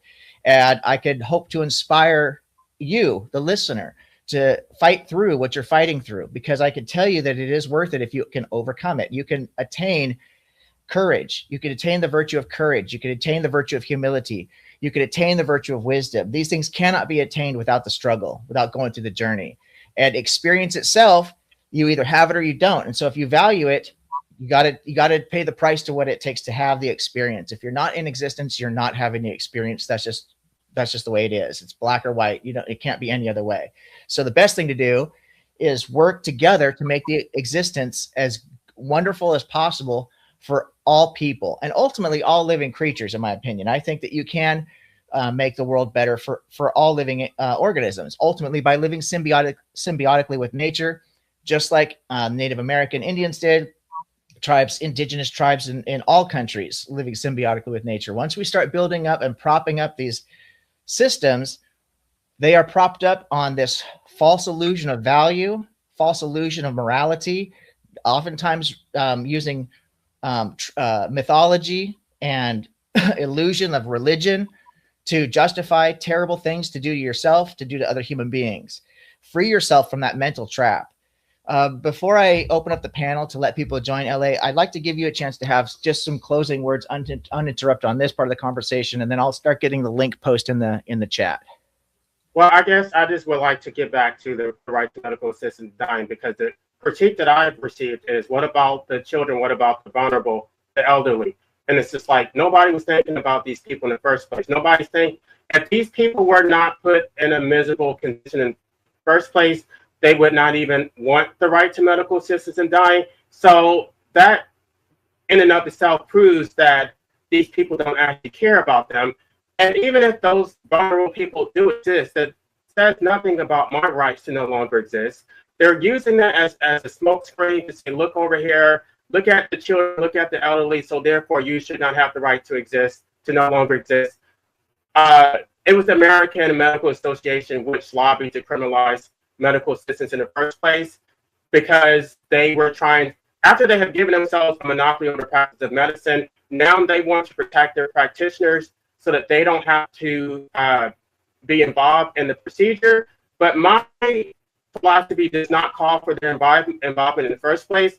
My philosophy says that anybody should have the right to assist, because the criminal statutes don't just criminalize medical assistance specifically, it also criminalizes any encouragement, any information, even transportation to a facility, any type of assistance whatsoever. And so I would decriminalize, not legalize it, but decriminalize it, so that anybody who wanted to assist can do that. And there was one other point I wanted to make. The gaslighting about you have the ability to do it. They'll say, well, you already have the ability. You could just jump off a cliff. You could whatever. And it's gaslighting. They would not tell an animal to do that themselves. It is the most inhumane thing ever. I did not bring myself into this world. So if I didn't do it myself, there was a lot of assistance in bringing me here. There was medical assistance on the front end, but I'm not entitled to any medical assistance on the back end. If I want to escape my involuntary existence, I should be entitled to medical assistance. I'm not asking for a legal right. I'm asking or demanding that it be decriminalized so that I can hire a private actor and engage in a private contract to hire someone to assist me to achieve my stated goal. It does not require the state's involvement at all. I call for a stateless death. I'd like to thank our guest today, and I'll do a closing outro at the end of the show and address all that because I do have some different views on whether or not it should be unregulated. I don't support that. Because I think that leads to too many potential problems. I think that it should be regulated, heavily regulated. I think that there should be checks and balances throughout the process to where because there are a lot of people who suffer from mental disorders and also terrible, tragic temporary problems where like the loss of a loved one or something, and they might be in a temporary state of massive depression, but they could get over that if they were given enough time. So what I want to do though is open up the panel to my guests here, and anybody's welcome to join the conversation. And I'll do it in order of how people came. I'm very proud to introduce you to B.S. Lewis. I don't know if you've ever interacted with him on the internet before, but this gentleman is extremely intelligent, and he has some really great arguments in regards to the religion, the arena of religion. He's got a trilemma that I've seen him trip up a lot of Christians with in particular. So I'm so honored to have B.S. Lewis join us in the conversation today. So we'll start with you, B.S. Please feel free to have the floor. Thanks. That's a lot of praise. You guys picked a pretty heavy topic, man. So I'm pro euthanasia, but I was going to ask about what you just mentioned was the mental health aspects of it, mainly when it comes to like psychosis and stuff like that. Well, I mean, you have to be a competent adult. So just like any other contract, you have to be competent. If you're not competent, if you're a minor, if you're mentally incapacitated, then that does not create a valid contract. There has to be meeting of the minds. And I just would like to say that if there's all these standards about and regulating medical assistance in dying on the back end, then maybe there's to be regulations on the front end, because there's no competency for becoming a parent.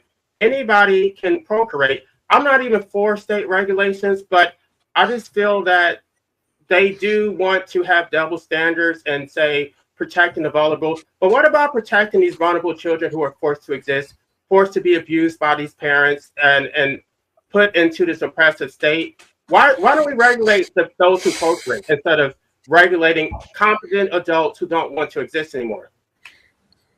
Yeah, so my follow-up question would be, wouldn't the people in charge of determining the competency of the individual be the very society that you're like lashing out against? No, because I would be able, because I'm not supporting, I'm assuming you're saying that I would be going to a doctor or I would want the state to do it. No, I'm calling for the right to a stateless death. Anyone who has the, I don't know, the capacity to assist in terminating a person's life should be able to do it, whether they are licensed or not. It does not require a licensed physician to do it. I would use the anarchist approach that you should maybe have some private accreditation thing that does not involve the state at all, and then you would basically, what is a caveat emptor, buyer beware. You have to exercise your own due diligence to figure out who is competent to do it. The problem with statism is that because some people are incompetent, they want to take our rights and basically paint us with a broad brush to say some people are incompetent, so therefore everybody's incompetent. Now everyone must lose their rights because some people can't make decisions for themselves. So in your model, who declares competency? The individual. It's my life. I decide who is competent to assist me in maintaining or terminating my life. And if that person is suffering from psychosis? Then psychosis. I mean, the whole thing, okay. I want to deregulate it. I don't want to get into mechanics of. The bottom line is that it's not my problem to try to figure out all the minute detail. I can do that because I don't want to talk about it. I do have proposed legislation to address that. But at the end of the day, these people were forced to exist. They didn't choose to exist. So it's really owing to their parents who brought them to existence. Why should I lose my right to medical assistance dying because some other people may suffer psychosis? You have to be competent, period. Now, who determines whether you're competent or not? That's not my responsibility. So I'm advocating for my own rights. Let me jump in here. As someone who's spent years in psychosis, through religious psychosis, when you're in it, you don't know you're in it. You can't tell that you're in it, and you actually have to trust the people around you to hopefully guide you out. Because if you don't, you could cause harm to yourself or others because of the psychosis. So it's not as easy as like I can self-assess psychosis. I don't see how. I mean, I'm not trying to be rude, but I don't see how that's my problem. I just don't. I want the right. Well, to you're determine you're positing the meta, and I agree with you on the meta. It's the implementation of the ideas that you're saying that is going to trip everybody up. It's the same as abortion. Like people agree on the meta or disagree on the meta of abortion, but when it comes to the actual implication and like, well, should rape people be exempt or this people be exempt? Like that's when it starts getting hairy. So I understand like where you're coming from. I just think that if you're the one implementing the plan, you should tell us the plan. I'm not implementing the plan. I'm deregulating it. If I were to use your model and I was going to regulate it, then I would. But it's like I'm not endorsing that. I could come up with a plan for how to determine competency, but I'm not doing that. I would say you should. No, hold on, Chris. Hold on, Chris. I want to go in order. I'm sorry, I don't mean to be rude. I know you're. I want to go in order because I just want to keep this conversation flowing, and I will try to keep everyone's time a little bit limited. I think BS, that's a great point, and I actually thought the same thing. Ellie, I'm sorry for interrupting. I want to give you your chance to respond, but I didn't want Chris to overtalk you there. We're going to go to set scales next because we're going in the order that people showed up. And I just want to say really quick, we'll have the microphone. Nell, I've never spoken to you, I don't think. I don't know if I've chatted with you before. I think I have, but I don't think you've been in a panel. But that picture that you've got up is absolutely amazing. That is so fucking cool. But anyway, we're going to go to set scales next after LA responds here. Then we're going to go to Chris. Then we'll go to Nell and then my co-host Robin. So let's go in that order. So I'm sorry, LA, for interrupting. Here's the thing, though. My book actually has two remedies. And so if you believe that it's in the state's interest or the public interest to force me to continue existing against my will because you want to protect the vulnerable, fine. Then you should pay for it. You should pay for my involuntary existence because it serves the state's interest and it serves your interest. I should not have to pay for my involuntary existence. So you have two options. If you don't support it, if you don't support self-ownership and the right to an unregulated determination, then you should pay the full cost of my involuntary existence. These are your interests. They have nothing to do with me. It's not my problem. I did not even choose to be in this system. So for me to have to account for everybody in the system that I did not choose to be born into, I just feel that is misplaced. This is yours. If you support democracy, if you support procreation, this is your system. You should take accountability for it. I should not lose my rights because you want to maintain your system. Let's go to set scales next. Set scales, you've got the microphone. Well, I'm just going to say two things really briefly. Number one, in regards to the medically assisted, in regards to it being regulated, I do think that would go against Alay's position as an anarchist. And instead of government regulation or some sort of authoritarian regulation system, it should be regulated through a more natural capitalist mindset, which is basically, if this doctor sucks, no one's going to go to him. Or if these people are incompetent at doing their job, they're not going to get business because no one wants their services or products. So you're talking about essentially privatizing it?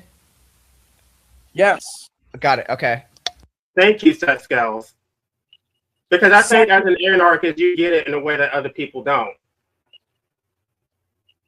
Yeah, well, and second, I was going to say regarding anarchy is that anarchy is objectively the most moral political system, or actually lack of political system there is, because it's the only thing that actually acknowledges that no human being has the right to dominate another human being through coercion.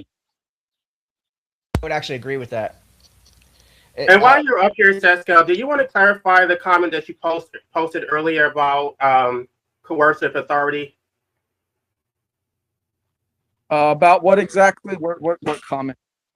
Okay, that's fine. I just, there was some I had mentioned, I think, yeah, I'll jog. So I had mentioned that that leadership is actually integral part of a social structure, and you responded by talking about coercion. I can't remember the other word you used, but that isn't what I was talking about. So I felt that was a little bit. I didn't know if you were responding to what I said or somebody else in the chat, but I still stand by what I said, brother. Is that I think leadership, we all have roles to play. Like I said, to my response to LA is that even the Native American tribe had a chief. Right. There was a medicine man, so on and so forth. But they have a mantra that says it takes a village to raise a squaw. Right. The idea is it takes a community to raise a child. It wasn't just the mother's responsibility. The mother has a baby and then the tribe of Native Americans go about and do their thing. No, the whole tribe works together to raise that child. It was a child of the community. And so I think that that's really important distinction to make there. Yeah, well, when you say hierarchical leadership is what I think I heard, that almost always implies coercive system. And then the civilizations you named, Sumeria, Babylon, Rome, all these other Western and Near Eastern civilizations, they're all based in coercion. All these civilizations are based in coercion, military power, and a monopoly on knowledge and information. I agree with that. I agree with that assessment, and I think that's why they crash every time. And I would say fundamentally, no civilization has actually changed since the Sumerians, who are basically the blueprint for the civilization of slavery, because they're the ones to come along and say, we legitimize a centralized ruler guided by bureaucracy, blessed by some deities. And then every civilization model is followed. And before this, in pre-historical times, there was none of this. I agree with that as well. I agree with that as well. Just one more point, and then we'll go on to the next person. You were mentioning about how people don't have the right to leave civilization, and they're basically locked into this system.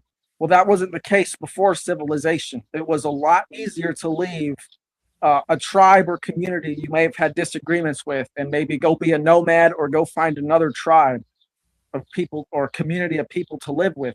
But now, especially in the modern day, that's just not the case. Yeah, I think all that's very well articulated. Thank you for sharing. Chris, I do apologize for cutting you off, brother. I'm just trying to maintain some organization so we can extract the most value out of LA's time today. And so please feel free to have the microphone, brother.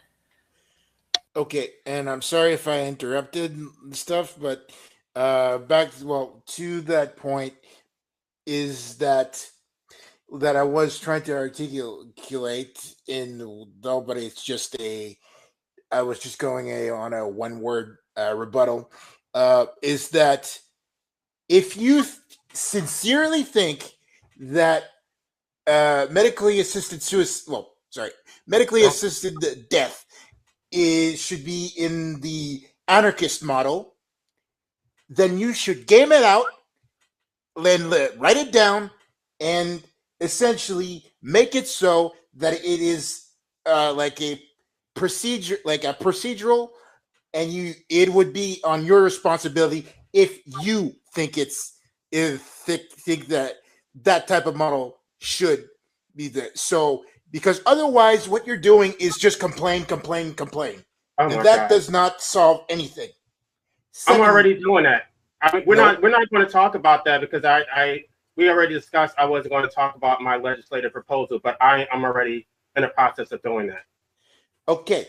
Second thing for me, I live in a country that I live in Canada. So technically, under those laws, we have we have meds essentially, and but the thing is that why I'm opposed to the anarchist model is that it's a slippery slope to figure out who lives and who dies. It's easily flipped into a switch. That's why it needs to be regulated. I say Isn't that what government? Okay, I have a question for you. You don't live in the United States, but can you tell me where in the U.S. Constitution states have authority to force people to exist against their will? None that Right. I know of. So that's the answer to your question. But what does that? So Like, because what are you getting at? because there is no authority to force people to exist against their will, there is no authority to regulate it. People just assume it because they make appeal to necessity to say that the state is all powerful, all knowing, and all good. You have essentially deified the state to say that the state has unlimited authority over even life and death. I am a law-abiding citizen. Yeah, but I have harmed no one, and if I had committed a capital crime, my life would be terminated. But because I have not harmed anyone, I'm forced to exist in perpetuity, and that is untenable. How can you justify that? Where is the authority in the Constitution which gives the state the authority to force me to exist? There's none, I guess, or Right. none is satisfactory to your understanding, I guess. But the thing is that it because you're essentially by not regulating it, you're essentially having open season to euthanasia for people like me who have a disability that for at least 50 years before I was nothing but life worthy on life by if the state dictated so. So it's like I'm sorry if yeah, that I'm kind of digging up, but it gets the like the carte blanche of like, okay, let's figure out who lives and who dies, and even masquerade murder, outright murder. Nobody's forcing you to die, but you don't get to force me to live against my will. How can you ensure that those people that did not sign up for medically assisted suicide, if it's in a deregulated state, that you can assure that anybody off the street have commit murder? I object to your framing of it. Murder is the intentional killing of someone with malice or forethought. That is not the legal definition of murder.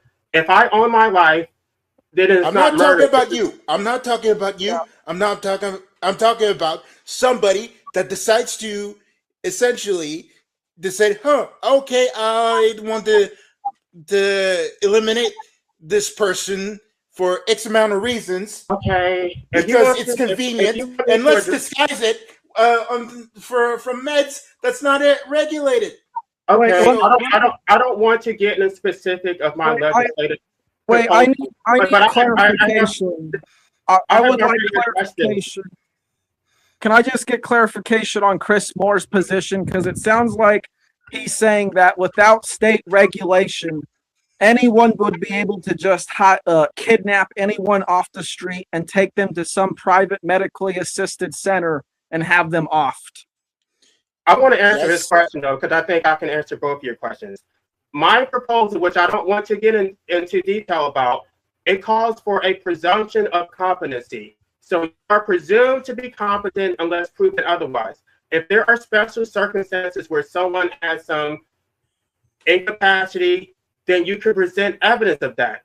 But because there is no evidence against me and other individuals, then we should have the right to do what we want.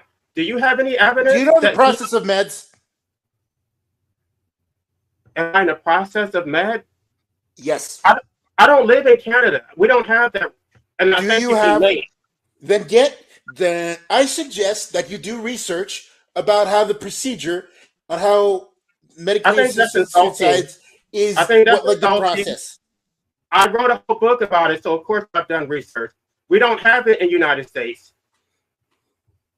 Okay, and then the word is not med; it's called made. Oh. So I think you should research the correct term. All right, let's move on to the next person because we're starting to back up. We got a lot of people joining. Chrissy, thank you very much, and we will go work our way around. I don't want to leave anything hanging or unsettled. I'll talk to you later about that then. Okay. All right. Thank you for joining, Chris. I appreciate it. And I do appreciate you guys. I forgot to mention this at the beginning of the show, but you guys are already doing it because you guys are savvy with how this all works. But I appreciate you guys couching the language to try to stay within YouTube's terms of service. Nell, you're next up on stage. And again, I love that picture. That is absolutely amazing. Probably the coolest picture that's ever been on my channel so far. Feel free to have the stage now. Oh, thank you. And it's a picture of one of my D&D characters. And we crossed paths, I think, 1 or 2 times on Scott's channel, if you remember Scott. Of course, absolutely. Scott and Sophia. Yes. Yes. Despite our differences, I still love them both as brother and sister. Yeah. So I'd say there were 2 interesting points that, there's the point of, should we have assisted euthanasia, and and if we can't have that, should we LA brought up another interesting point of should we be deciding who gets to procreate or not, and this all seems to center around competency. And so to me it's like there's a lot of points I agree with LA, like that we should have, like I do believe assisted euthanasia should be, or death with dignity should be allowed, but like going to the like choosing who gets to procreate or not, like I agreed to a point of like, or I agree in principle that like there's a lot of people parents who shouldn't be parents, that they abuse their kids, and it's terrible that anyone can just procreate and do what they want with their children. But all at the same time, though, it seems like it's a really messy thing to get into, of like, if we're deciding who can, if we're deciding who is competent enough to have, children, like that can get really, a slippery slope of, let's say, who is deciding who is competent and not. And it's like, and if let's say, just take the United States, for example, where currently, the MAGA movement, Christian nationalists are in power, and they, if they had the power to decide who is competent or not, and then it's like, they could target, black people and trans people, and they could chemically castrate them. So to me, it's like, in principle, I agree. There's a lot of messy details to iron out, so that we're not going after the wrong people. And it's like, then I don't know if it's practically possible to implement such a thing. Well, family, I'm absolutely on board with what you're saying, and there are really stark and frightening dangers to what we're talking about once we really step back from the situation. However, I don't think that fundamentally, as B.S. Lewis said, that on the meta, I don't think that anybody can make a logical argument against it once the case is laid out.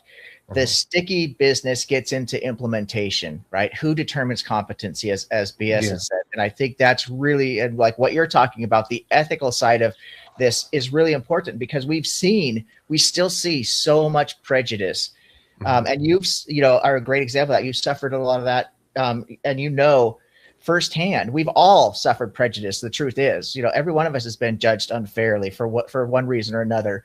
And this is just something that is an unfortunate part of the reality that we live in. But I believe that we have the ability to change that by educating people on the value, the intrinsic value that people have in their own lives, right? In their own experiences, and fairness and equality, and what I talk about with objective morality. But that's not necessarily happening right now, right? So we have to be realistic about when we talk about the implementation. And I really am glad you guys are bringing that up, because I think that if we as a community can get past the hurdle of saying, is this fundamentally right or wrong? We could say, okay, fundamentally, we all agree, actually, that it does make sense, despite some obvious issues. Now, what do we do about it? And when we start putting our heads together, we're a group of very intelligent people. We can overcome those issues, in my opinion. Yeah, because it's like, I would want something like, like I said, when it comes to the voluntary euthanasia, it's like I agree with LA, but I also share Chris's concerns. It's like we don't want this turning into a eugenics project. We don't want another Nazi Germany happening. I just want to clarify that I don't actually support competency tests for those who want to procreate. I was just pointing out the double standard that anybody can procreate. There's no regulation on the front end, but on the back end, now there's all these concerns about who's competent to terminate their own life. Like, okay, I get what you're saying. Okay.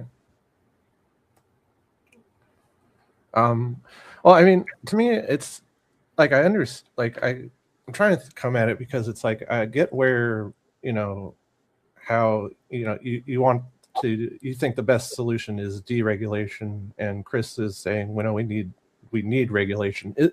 Is there any sort of middle ground that we can get to with that? Well, then any regulation that you want to impose on me for my right to terminate my own life, then you should accept for yourself and your quote unquote right to procreate. So if I don't get rights on the back end, then you shouldn't get any rights on the front end. Maybe the state should be just as oppressive in your decision to procreate. Maybe I should get a say in that too, because we're protecting the vulnerable. We're protecting the people who might be abused and these innocent people. So because I have a stake in protecting the innocent, then I should use that to wiggle my way into your bedroom and tell you whether you can procreate.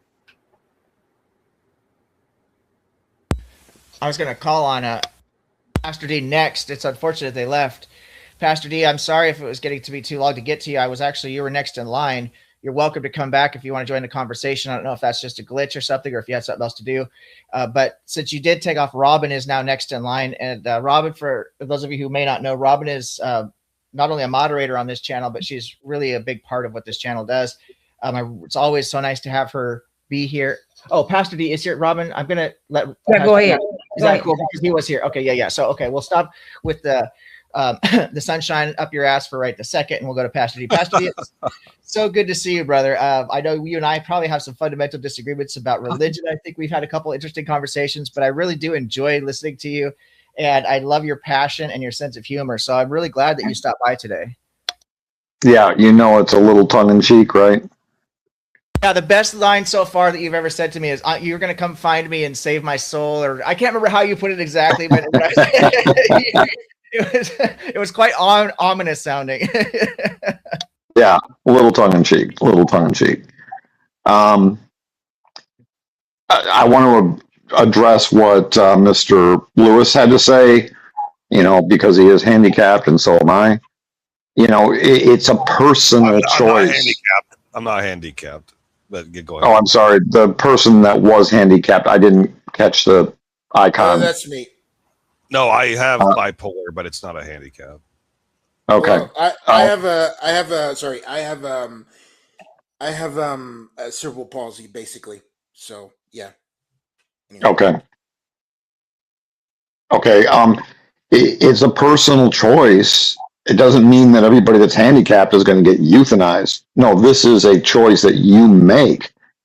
And, like any choice that you make, if you go rock climbing and you don't put the cleat in the right crevice of the rock, down you go. Well, you're free to make that choice and make a mistake.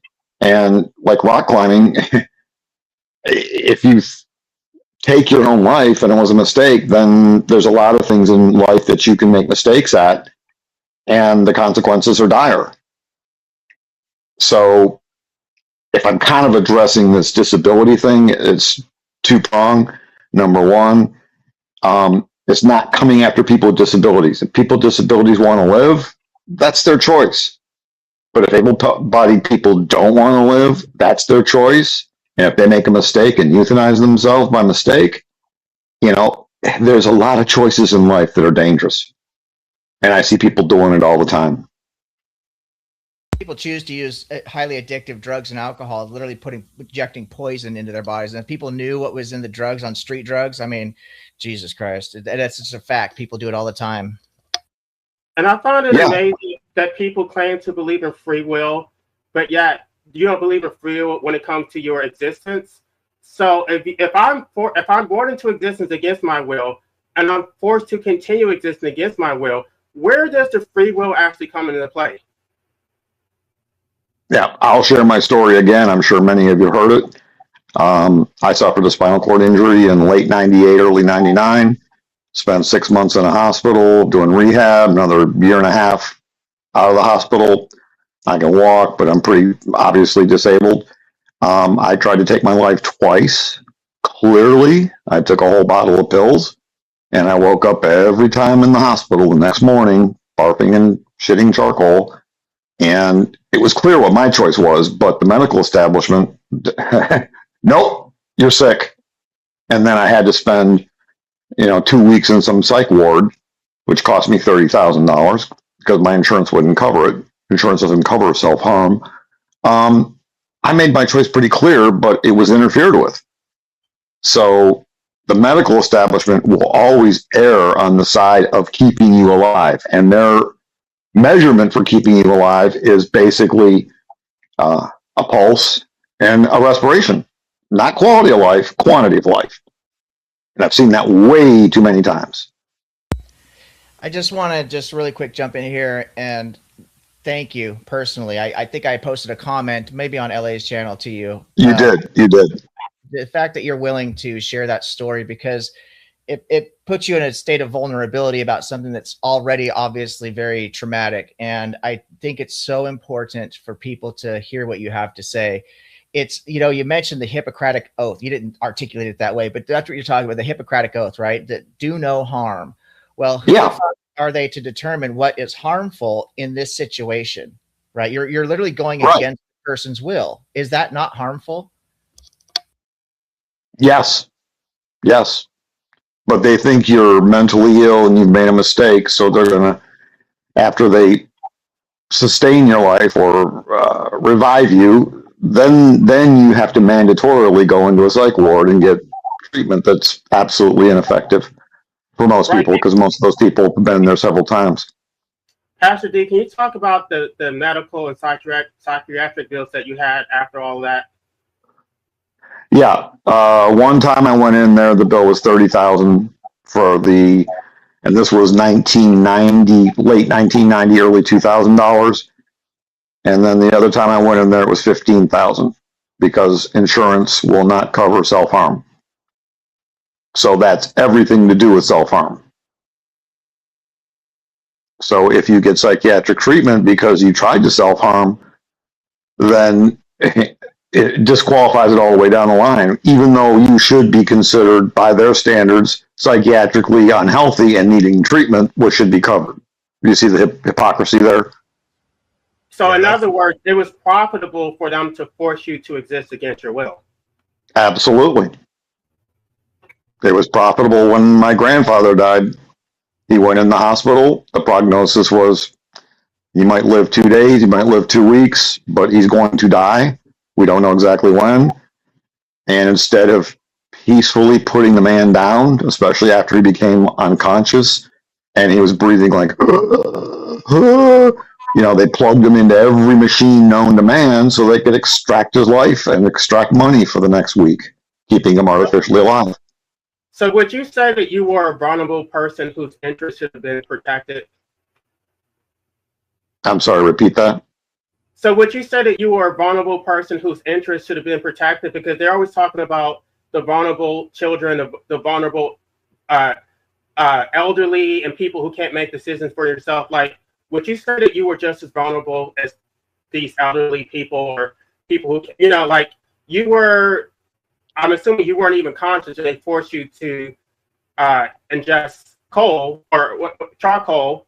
And yeah, they injected it in me.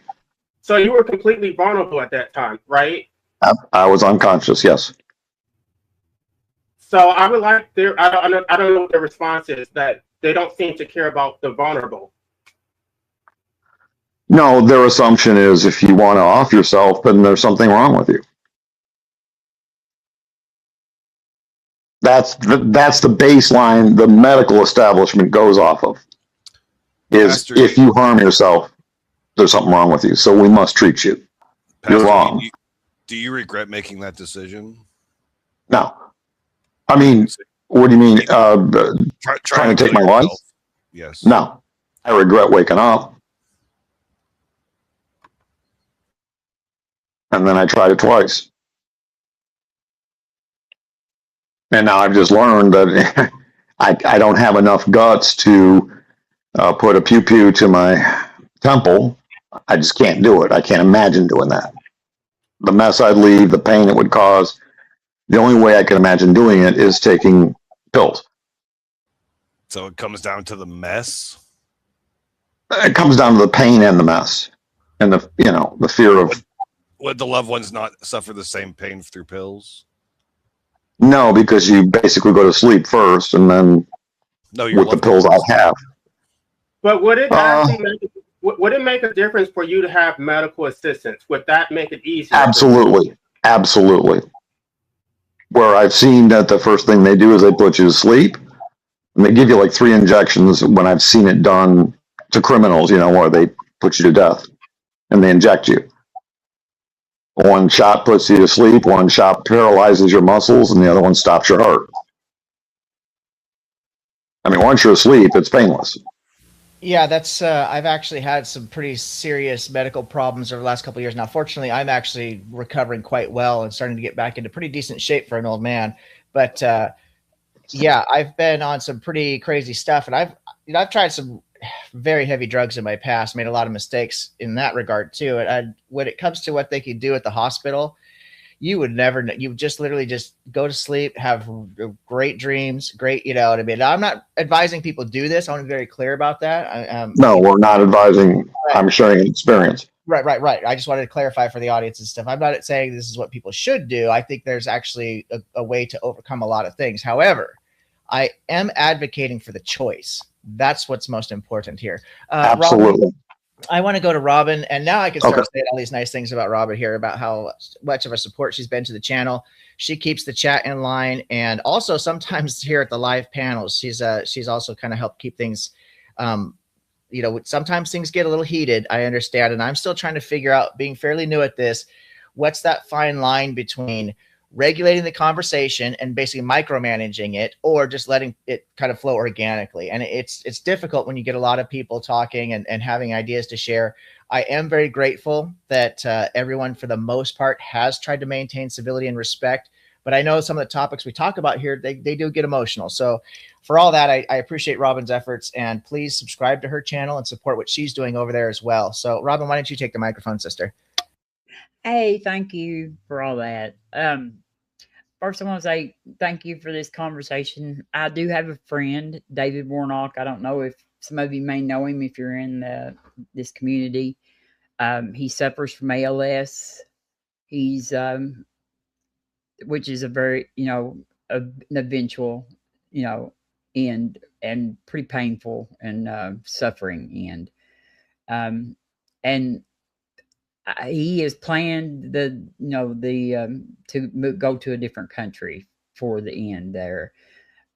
Fortunately, he has had the slow progressing type of the disease, and so he's been like 5 years since he was diagnosed, which is like unheard of in some cases. So, but I always think of him when this conversation comes up, because he is having to plan to leave the country and go somewhere else to be able to take care of this, so that he doesn't spend his last moments suffering. That is inevitable. There's not a good ending to this so far. I think that it's really beyond that right there. I've never sat around and thought much on moral impositions of that, I think that there's a big conversation that needs to happen. I don't necessarily disagree that people in certain circumstances should be allowed to do that. I just think that I'm sort of like Chris, though. I kind of think that we just we sort of have to regulate it somehow, because I feel like that, and I don't know. It just seems like that would be a bad idea to not regulate it. And that may be incorrect thinking on my part. I do think that on the far as the antinatalism and stuff, I think that we can show in societies, other societies, where empowering women, allowing them to make better choices on when they have children, and making sure that we have medical. I think that universal health care should be something that every human has. I don't think that that should ever cost somebody, like you were talking about, it costs you for what you had to go through. And that's horrible. That is horrible that we do that to people. So I think that if we provide health care with people, and we empower women to make better choices about reproduction, that we end up with better parenting plans. We end up with more responsible people who are choosing to have children, and when they can afford them, and when they're available to give them the things that they need throughout life, like education and food and stuff, to prepare them for an adult life. So I think that all of that is a good start to some of this. And I think that we are way behind on getting some of that going. I'd like to bring something to everyone's attention here really quick, and then we'll cycle back around because I'd like to hear it. I think B.S. Lewis is really onto something here. I agree with what the sentiment is, I think, overall with the group and regulation. I actually strongly agree with that. I think it's extremely important because of the dangers, and I think Seth talked about that. It's really important to think about that. There are serious dangers. We've seen so much prejudice and racism and things that are happening right now that this could get out of hand really quickly. And there is a lot of coercion. There could be an interest in motivating people. If people are financially benefited from doing this, then there's going to be a motivation that just becomes how would I say that? Let me just show this to people. So right here, and I'm not saying this is how we should necessarily do it. Okay. I just want to just kind of read this out to people as one example. This is how medical assistance in dying in Canada allows eligible adults to request medical assistance to end their life under strict legal and clinical safeguards. Eligibility criteria. To request made in Canada, an individual must meet all of the following criteria: be 18 years or older and capable of making healthcare decisions for themselves, have a grievous and irremediable medical condition, which may include serious and incurable illness, disease, or disability. A fatal or terminal condition is not required. Make a voluntary request. That is not influenced by external pressure. Provide informed consent after receiving all necessary information about their condition, prognosis, and available treatment options. Meet any provincial or territorial residency requirements, blah, blah, blah. Nobody cares about that. Methods of MAID, clinical administered MAID, a physician or nurse practitioner directly administers a substance that causes death. Self-administered MAID, a physician or nurse practitioner provides or prescribes a drug that the eligible person takes themselves to bring about death. And there's more to that, obviously. If anybody wants to look at that, I just pulled that up. I don't even know. There's sources on here that you could look into. Well, we don't want to look at that bullshit. Thanks for pulling that up. We never really talked about the disposal rights test, but just quickly, the disposal rights test is whoever owns property, and according to John Locke, your life is property. Whoever controls disposal has ownership. So if you don't have disposal rights, and it's basically being determined by the state based on state imposed criteria, then you are not the owner of your life. So if all these people who want regulations, what they're essentially saying is that you don't own your life, the state owns you, and the state gets to decide how you want to dispose of, how you're allowed to dispose your life. And if that is the case, then they should pay to maintain your involuntary existence. Again, these are not your interests. These are the state's interests. This is the public's interest. And so why should you have to pay to maintain a life against your will? If that's what they want, then they should have to pay for it. So If it makes you feel uncomfortable that I should have my right to terminate my own life, then you should pay all of my bills. You should pay my student loans, my healthcare costs. You should pay for everything because you are forcing me to exist against my will. And I have decided on an option that would actually eliminate all of my problems, but you're preventing me from exercising that right. So you should address all of my problems. You also have to account for essentially the American psyche that's baked into capitalism, though, because it's basically the capitalist system of America is that you basically, if you have money, everything's fine. If you don't, so sad for you.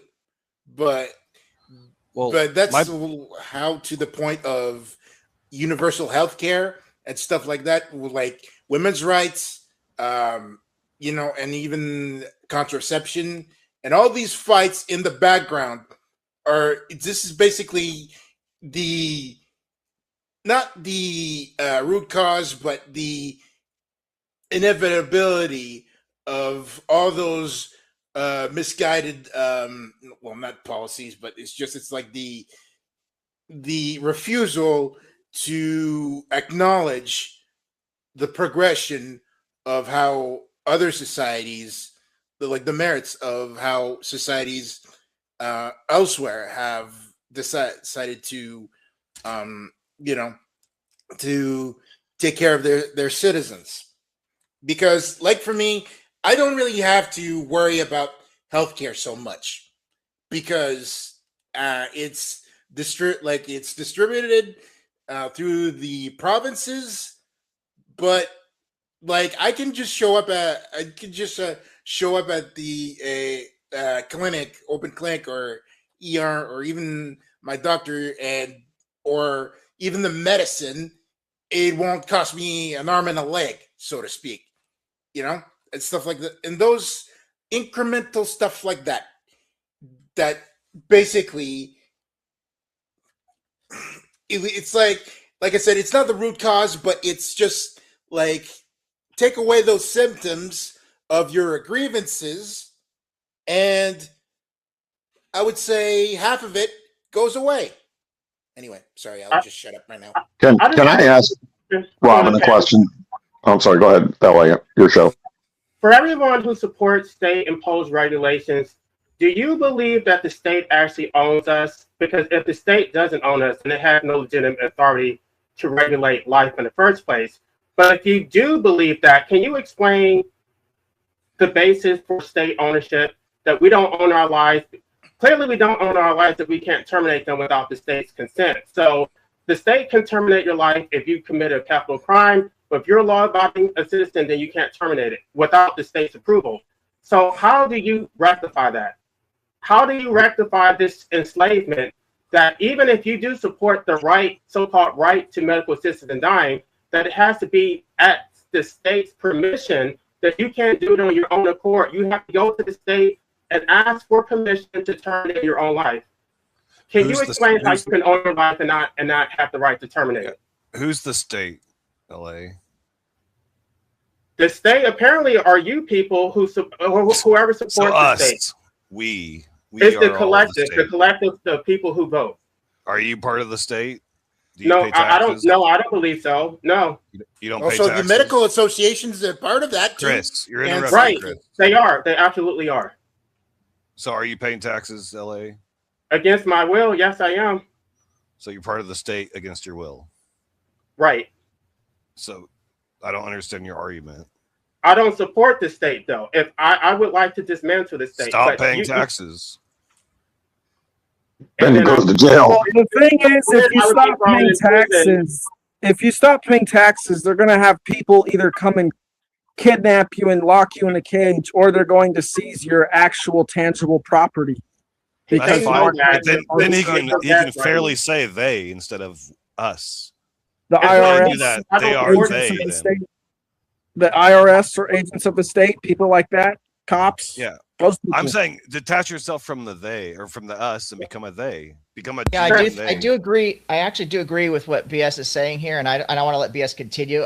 Let's try not to overtalk too much here. Let each person finish their statements here, because it just makes it more functional for the conversation. But I agree with what BS is saying, and I don't mean to be I'm not trying to be overly critical here, but when we say you owe, it really, the finger pointing, I don't think is necessarily necessary or productive for the conversation, because I think we're talking about an entity rather than an individual person that's on this panel per se. So just for the sake of the conversation not being inflammatory, would it be more acceptable to refer to what we're actually talking about, which is the state owes as opposed to you owe moving forward? And my point would just be to implement the change from within, change the us, the they to the us, and get your proposal to be popular opinion. So basically just collectivism and join the Borg collective and sacrifice your individuality. You're already there. If you're paying the taxes, you're already part of it. Right, but the reason why I'm using the word they is because when they support the regulations which force me to exist against my will, they are deploying violence against me to force me to submit to their will. And they are doing it. And that's the whole chapter. I believe that's chapter 5, how the public supports for enslavement. So they're complicit. It's not just the state, it's the public as well. Yeah. Have you ever heard of death by cop? Let's not bring that up, because there's no, because that's a very important point, because it would exactly be getting to your means, wouldn't it? Okay, I'm assuming you have heard the allegations about. Is that why you brought that up? Yeah, because you actually, your plan would be to have somebody implement self-harm, and if they can't do it, then they're going to force the cops to do it for them. That's a lie. The person who said that took that out of context. That's not what I was saying. I said that. I never heard anything about that. Okay, that's the logical outcome of this. And then a cop shoots you in the spinal cord and you're paralyzed, not dead. Just a hypothetical. Or they do and they finish the job. That's a hypothetical. That doesn't address, unless I'm missing something, but it doesn't address ultimately the core question is it morally justifiable to want to have the choice? And I think I'd like to just really quickly to see where we're at with the panel on that question, and then go back into the nuances of how to implement it. So if I could just really quickly get a yes or no out of each panel member, just so I can see where we're at with the meta, the overall, if in a perfect scenario, in a perfect world, and we don't have to get into that right this second, just is it ethically better, morally better to give people the option? I know LA, I'm pretty sure I know what you're going to say, but what do you say? Yes or no? Yes. BS, yes or no? Yes. Set? Yes. Chris? Yes, hopefully. Nell? Yes. Pastor? Absolutely. And Robin? Yes.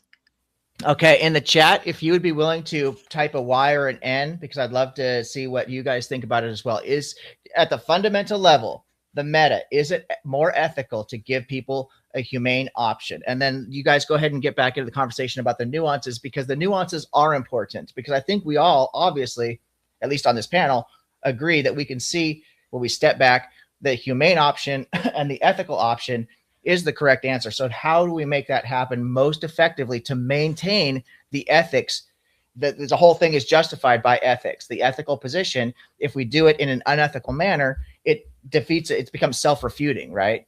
So go ahead and continue the conversation. Thank you for participating in that. Can I ask Robin a question? Can I ask Robin a quick question? Your friend with the ALS, did his or her parents, I think you said it was his, before they laid down and had their fun, did they carefully screen their genetics and their family history to see if their genetics were compatible? I would not think so. I mean, I don't know their parents. I don't know their parents, but I think I don't know what that noise is. I don't think it's coming. Noise. Can everybody mute up if we're not talking? I don't. This- I'm not. I mean, I don't think that. I think that probably we may. He's older than I am, even. So I would say that probably we didn't even know much about the disease at the time. But I get. Yeah, it would be wise to not be able to point to that and determine who was at a risk of that sort of thing. Yes. And it may be that there's no way of detecting it. But I can't tell you the number of parents that have no clue what lurks in their family genetics. I agree. And they have a bigger no clue when they combine their genes, what they're going to get. I mean, and medicine has progressed so far. Yeah, I have 2 children, and I did not do that. So, and came along like he's older than I am, so I'm sure that, and I would say that he probably, his parents definitely did not do that. And let me say something too. I wanted to get to the anarchy thing. Can I say something else? Objective ethics for y'all? Absolutely, absolutely. Okay, the anarchy thing. I have listened to a lot of anarchy arguments, and I just have not ever been convinced that it would not turn out to be just whoever had the power or the ability to take control of society, that it would just be a more might makes right. And so, like when BS was talking earlier, I kind of agree with what BS was saying about we are the state, like in a republic, like we are the state. Now I know our government has gone off the rails slightly, but I think that if we, I feel like that in a more perfect union, we would actually have more control of that. And that's one reason why I push for like compulsory voting. I think that everybody should be involved in voting, not just the people who are motivated to go out and instill their will on people. And I don't know. I think voting is an act of violence, and the reason why I say it's not me, because I never get my will. Any policy positions I take, they're usually unpopular. I have never, since I've been an adult, a critically thinking adult, I have never gotten my will on a single policy that I support. So I don't believe that the government represents my interests at all. I believe the state is my oppressor. I mean, I think that not voting is an act of violence by that logic too. Then, like, I mean, like, we, like I said, we're humans. I don't know of a system.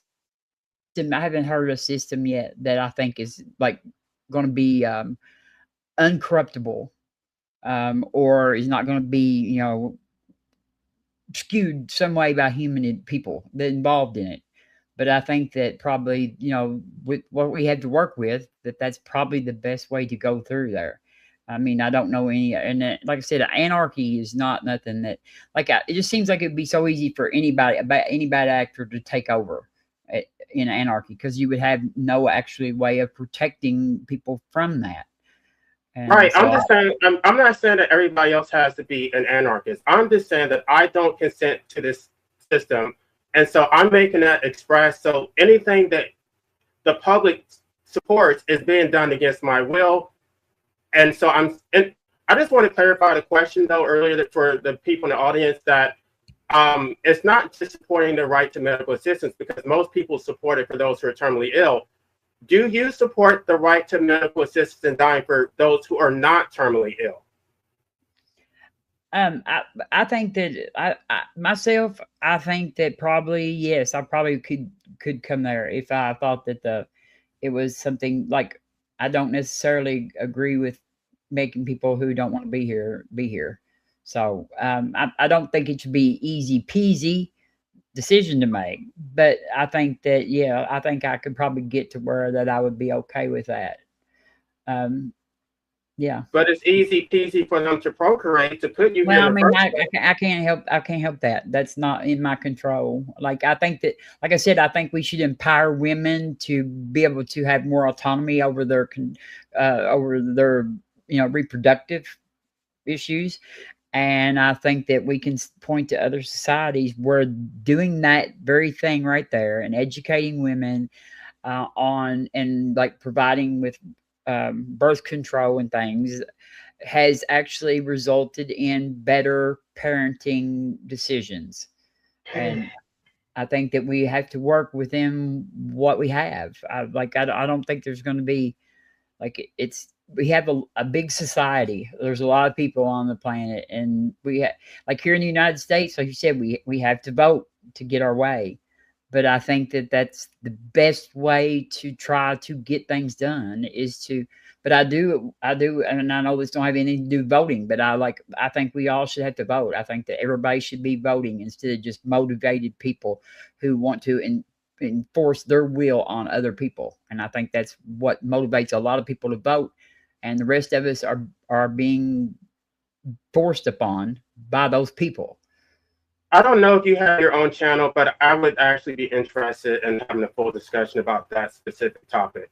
Okay, that'd be great. I would love to. Yeah, she absolutely has her own channel, and I'd actually love to host that conversation if you'd like to do it here. But I also would encourage you to check out Robin's channel. Everybody, I always put a link to Robin's channel in every single video I do, actually. And just so everybody knows, I think most people who watch my show already know this. If anybody joins this live conversation and you're not like some kind of asshole or somebody who's actively trying to like be mean to me or something like that, then I will include a link to your channel. Even if we have disagreements, I'll include a link to your channel in the description of the video. So anybody watching the videos later or participating in the conversation will be able to find and communicate, hopefully respectfully, with anybody who's here. So there's a link to LA's channel already in the description. I did that preemptively, as well as Robin's, because I do that every time I post a video.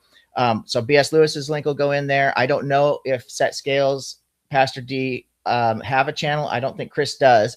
But if you guys do have a channel, let me know, and I'd be more than happy to promote you guys and network with everybody and put a link to your channels in the description of the video. Okay. Yeah, and to answer LA's question, I would agree with him that it shouldn't just be for a grievous or a terminal medical condition. It's like I would treat it much like how no fault divorce is treated. It's like you don't have to have a good reason. It's like as long as you are, like I said, this is probably where the small amount of regulation would take place, is as long as you are in a right state of mind or competent or however you want to phrase it, you should be able to end your own life. All right, I'm gonna throw a wrench in there. What about parents of a young child? Okay, so parental rights. Here we go. No. Are they should they be held to a higher responsibility because they have responsibilities? Oh, okay. I see. I think what you're saying. So, like, can a parent just be like, "Oh, I'm going to off my life and leave this"? Because they'll be dropping the kid off into the system, quote unquote, by doing the offing of themselves. Well, my book actually addresses that. I don't believe that parents should have that right. And I'm not saying that it should be a positive right, but I don't believe that anybody should assist them. If you have children, then nobody should assist you in terminating your life.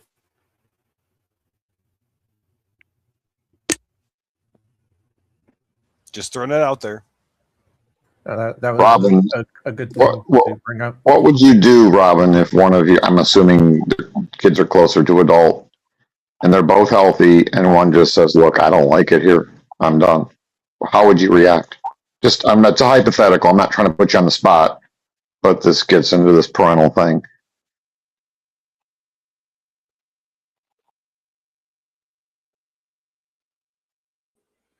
Or if you don't want to answer. Yeah, okay. I'll mute. Yeah, For the autonomy argument, it seems to me that we're going to try to divorce ourselves from any responsibility and connections to any other people. But that's just not realistic, in my opinion.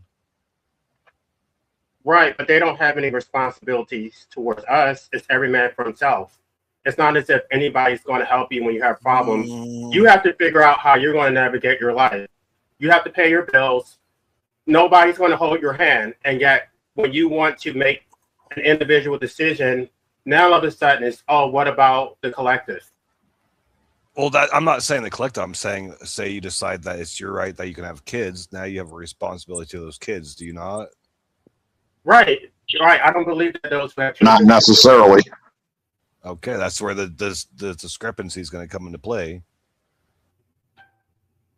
Go at it, Pastor D in LA. I want to see you guys duke it out. Parental rights. I'm sorry, for which? The right to off yourself with kids. I don't believe Oh. that. No, if you have kids, you can't off yourself because you brought them here, and as a parent, especially until they're 18, you owe it to them to be there for them, because parent will be a huge role in the kid's life, especially up until 18. Well, what if let me throw a hypothetical out there, because I actually disagree.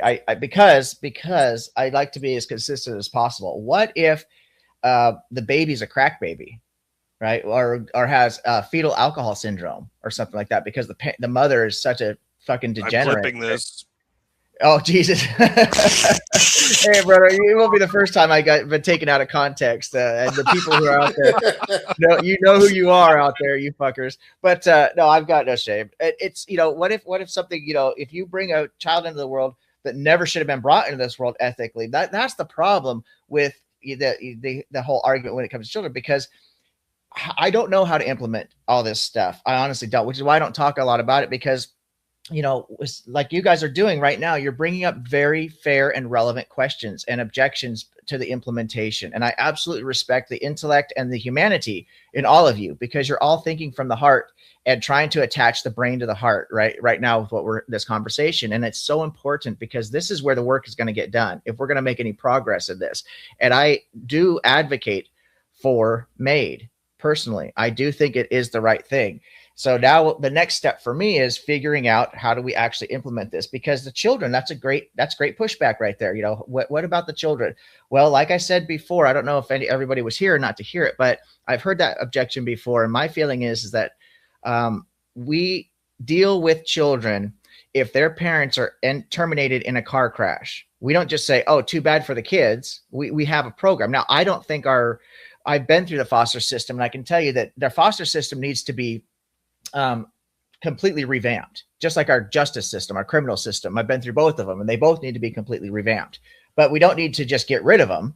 We need to fix them and make them better. So if we're willing to say, okay, we want to provide a good life for children whose parents have died of natural causes, then that same principle must apply to all children who don't have parents. So it's not the parents' duty, because I don't believe in duties. We give rights to people. We aren't born with rights. The reason I argue for objective morality is because we have logical reasons to function as a community, but that's all got to be justified by personal autonomy and equality. And you can't say, well, I don't support abortion. I support a woman's right to choose what to do with her body. Right. And I understand those are technically the same thing, but it's what angle are you approaching it from? If I respect a person's right to autonomy, then that's the principle. And you have to build up from that principle, in my opinion. Yeah.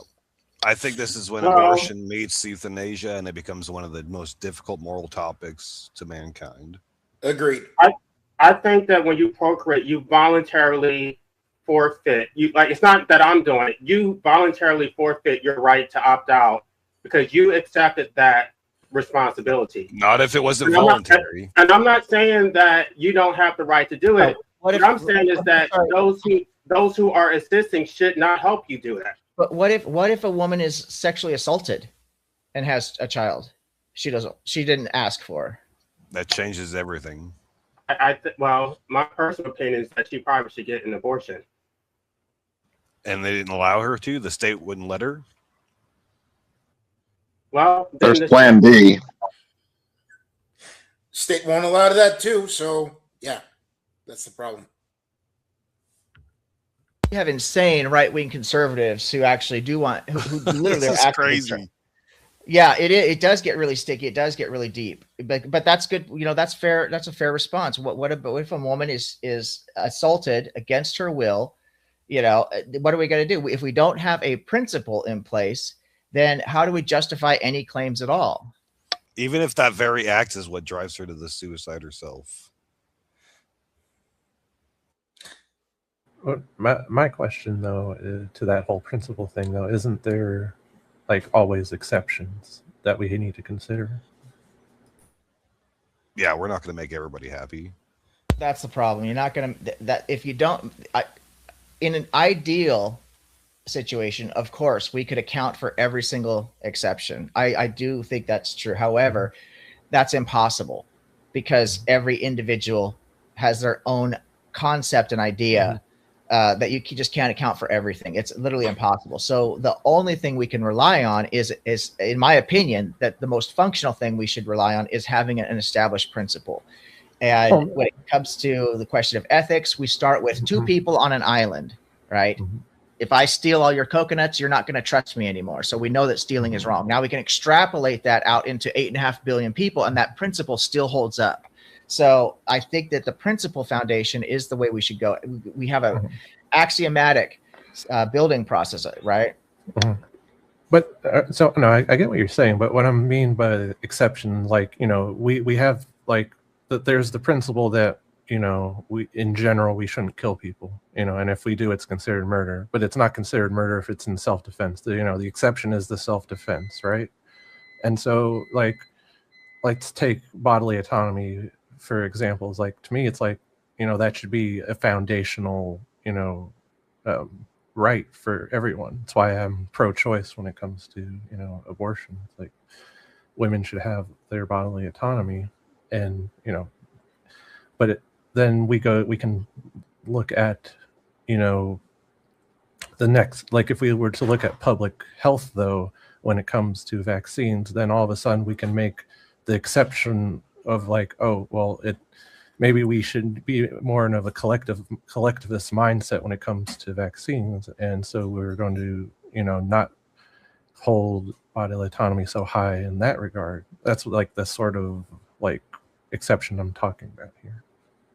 That's a really great example of the vaccine. I was thinking about some other analogies, but I think yours is actually landing a little harder, the vaccine analogy. That's actually a really good analogy, really good pushback right there. But the problem is, I think the principle I would rely on, even including the vaccines, it still holds the principle of autonomy, is that my rights end where they say my rights end where your rights begin, right? Or so that's, I have the right to personal autonomy, but I don't have the right to light my own house on fire because I may catch my neighbor's house on fire, right? So the same thing applies to vaccines. I could have a right to not take a vaccine when there's a major disease that's traveling all throughout the community, but the community has a right to be protected from me, right? So isolation, unfortunately, because same thing with anything else. We have a responsibility to put axe murderers in prison and take away their autonomy. Even though we say personal autonomy is the foundation of it, that's the principle, we still have to say, okay, where does that, what does infringe on that principle? Well, if someone else is infringing on people's autonomy because they're an axe murderer, we have to defend justice. That's why objective morality is best understood through the virtues, or the golden mean. What is actually vengeance? What is unnecessary or unwarranted mercy? Justice lies in the middle. Justice requires justification. That's the root of the word, which means treating like cases alike, and so on and so forth. But that's my objection to procreation, that somebody like my parents' right to procreate creates a duty for me to exist. So it's completely asymmetrical. And yeah, their rights end where my rights start. What about my right to not exist?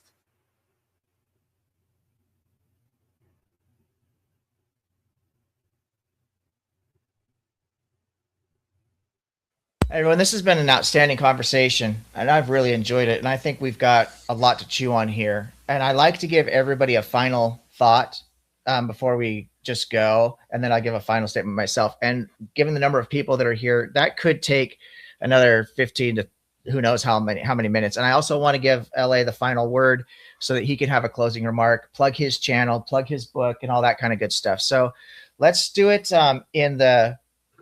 let's do it kind of in a reverse order, working our way back through to BS Lewis and then to LA myself. So Pastor D, can we start with you, and then we'll just work our way back around the room? You have the final thought, or your final thoughts, and tell us if there are any projects you're working on, your channel or whatever. Let me know if I need to get a link put in the description. Okay, the floor is yours, brother. Okay. No channel. I support LA 100%. I follow all his stuff. I like what he has to say. I hope, if nothing else comes out of antinatalism, it makes existing parents and parents to be take this act of creating life much more seriously. And maybe if we do that, future generations will be less fucked up, because it's just way too easy to get drunk and have fun on a Saturday night, and the next thing you know, wham bam, thank you Sam. And I don't think antinatalism will take over humanity, but if we just drill it in parents' heads, all the severities and all the stories that are out there, people like wish they were never born, and there's a ton of them, then maybe this procreation thing won't be looked at so selfishly by parents. I want a kid. I want a family. And they can see, hey, I'm not just creating a cute little kid, and I'm not just creating my little family.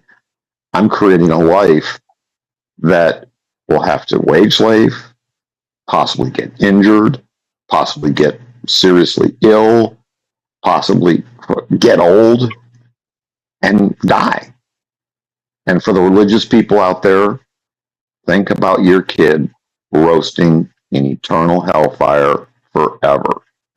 And if you're a Christian or an Abrahamic religion, you can't just, that doesn't happen, because it does. You know, Jesus talked about it. You know, the Abrahamic religions all believe in it, with the possible exception of the Jews. Anyways, that's my spiel. Thank you.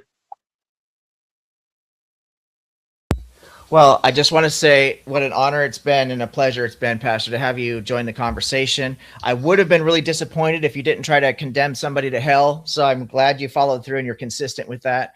You're all going to hell. Save my soul, brother. No, you know, I'm not going to do it. No, I do really, I really encourage people to go back and rewatch the show, especially if you just want to. There's so many good points that were brought up in this show, but I'd really like people to listen to what Pastor D had to say, to share his own story when he joined the panel, because, you know, it's one thing for us to use these hypotheticals and we can engage in this logical argument and stuff like that. But when people talk about their own stories, it carries so much more punch. And I just really am grateful that Pastor D was willing to expose himself, because it is exposing yourself, you know, this to strangers, and to put yourself up to be judged by others. And so I have a great deal of respect and for the courage that Pastor D showed today to do that. Can I add one more thing? Just one more thing. I'm sorry. I know. I'm getting to the very back nine of my life. You know, I'm 65. You know, I might live into my 80s. I hope not.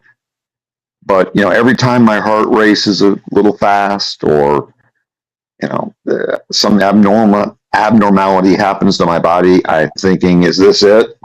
Is this it? Am I having a heart attack? I'm terrified of dying. Naturally. I know I tried it before, but that was kind of under my conditions. Think about your kid, not just as a cute little kid or a teenager or a young adult. Go to an old age home. Go to Alzheimer's ward. Go to a memory care ward, and see those people sad. And there's a good chance you're creating that. If not, you're creating a human who will reach the end of their life and be terrified of dying. Okay, sorry. Done. Thank you for sharing. Now, I know we're getting into the end of it. I see JG. I don't think I've spoken to you before. I'm going to bring you up on the panel here. Yeah, I don't mean to be rude, but I don't know if I remember speaking to you before or not. And I'm so sorry. I've been meet too many people, but we're doing closing statements right now. And I don't know how much of the conversation you've had a chance to even hear. But what I'll do is, since you joined us, I'll go ahead and give you an opportunity to do an introduction and a final statement all at the same time. Please don't do or say anything creepy that's going to get my stream shut down. Okay, brother? You've got the floor, Jay. Yeah, I got the floor for the final statement. No, but I was just I didn't know what you guys were doing. I wasn't listening. Sorry, but I was interested in objective ethics for sure. If that's your position from a non-Christian worldview, I'm interested in hearing that sometime. How you put that together. Only if the only atheist I've heard with an objective ethic is T Jump. Yeah. Yeah, I am familiar with T-Jump. Here, let me bring this off here like this. Are you an atheist with an objective ethic? I actually, technically, I refer to myself as an agnostic. I really don't like the labels because once you adopt the label, you kind of paint yourself into a corner. So I'm agnostic about God claims I take seriously, which would be the gods of philosophy, like maybe a prime mover or something like that. I take the classical agnostic position that I don't think it's possible to know about anything supernatural, such as gods or miracles or things of that nature. I literally just don't think it's possible to know. So I remain agnostic. When it comes to formal or like organized religion, you could refer to me even as a hard atheist would be fair. You know, some people refer to me as a secular Buddhist or an agnostic Buddhist. So the labels are really weird, but I do take a secular position on morality. And that's a conversation I'd love to have with you or anybody else. I talk about that a lot on my channel. And there's actually a video that I did in defense of objective morality. If you want to check that out, I'd encourage you to look into it. And if you ever want to come back by, I'm always willing to talk about that. I've got another, I had a PhD scholar, Richard Carrier, on the channel a couple weeks ago. He's actually in favor of objective morality as well from the atheist position. You might check that video out. And I have another PhD scholar in the books to come up at the end of June, we're going to have a conversation about objective morality. So there's a lot of scholarship behind that position from the atheist or secular position. The majority of scholars or philosophers the significant majority are atheists, and the majority of those scholars are moral realists. So are you talking about an objective as in other words, it's first agreed upon and made into an objective, or it's actually present somewhere in the physical world and it applies to all humans that live? I refer to it as you could consider it like maybe a metaphysical, because it's based on, I ground it. You don't believe in the supernatural, but you believe in the metaphysical.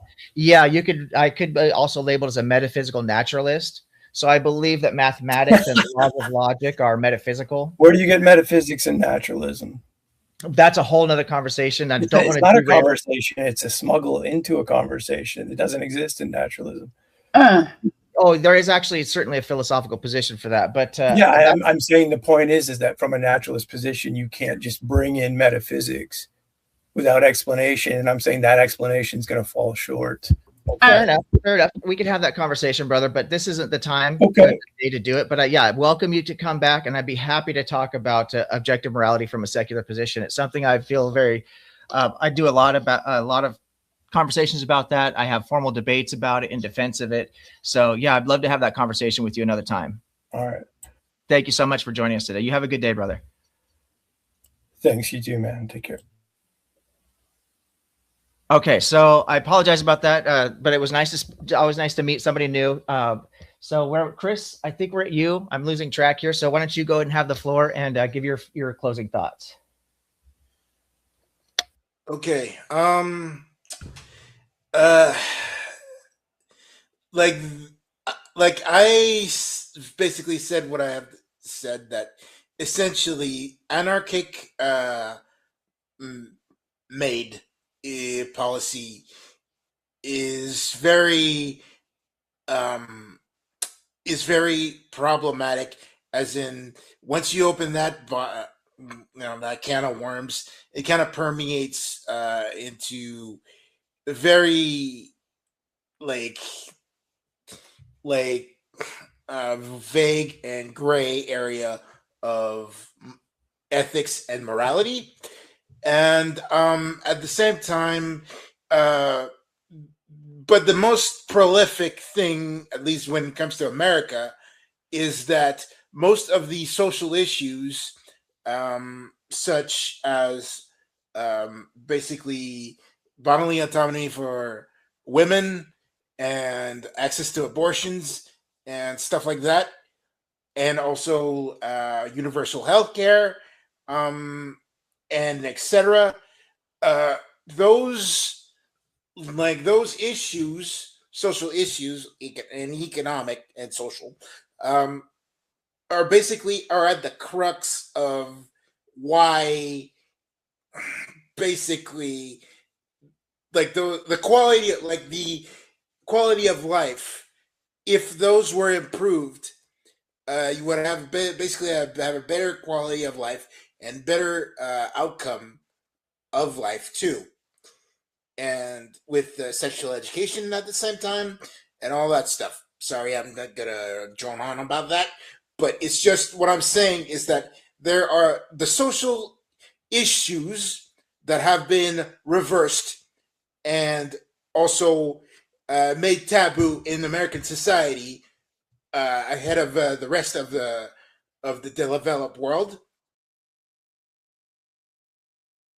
are essentially like those that you need to fix more into as an attainable objective than just saying, okay, let's have basically a made a made program, basically just because. Anyhow, I know that it's conflicted, but that's all I had to say. Thank you, Ethics, for displaying the maids policies in Canada. Just wanted to let you say that.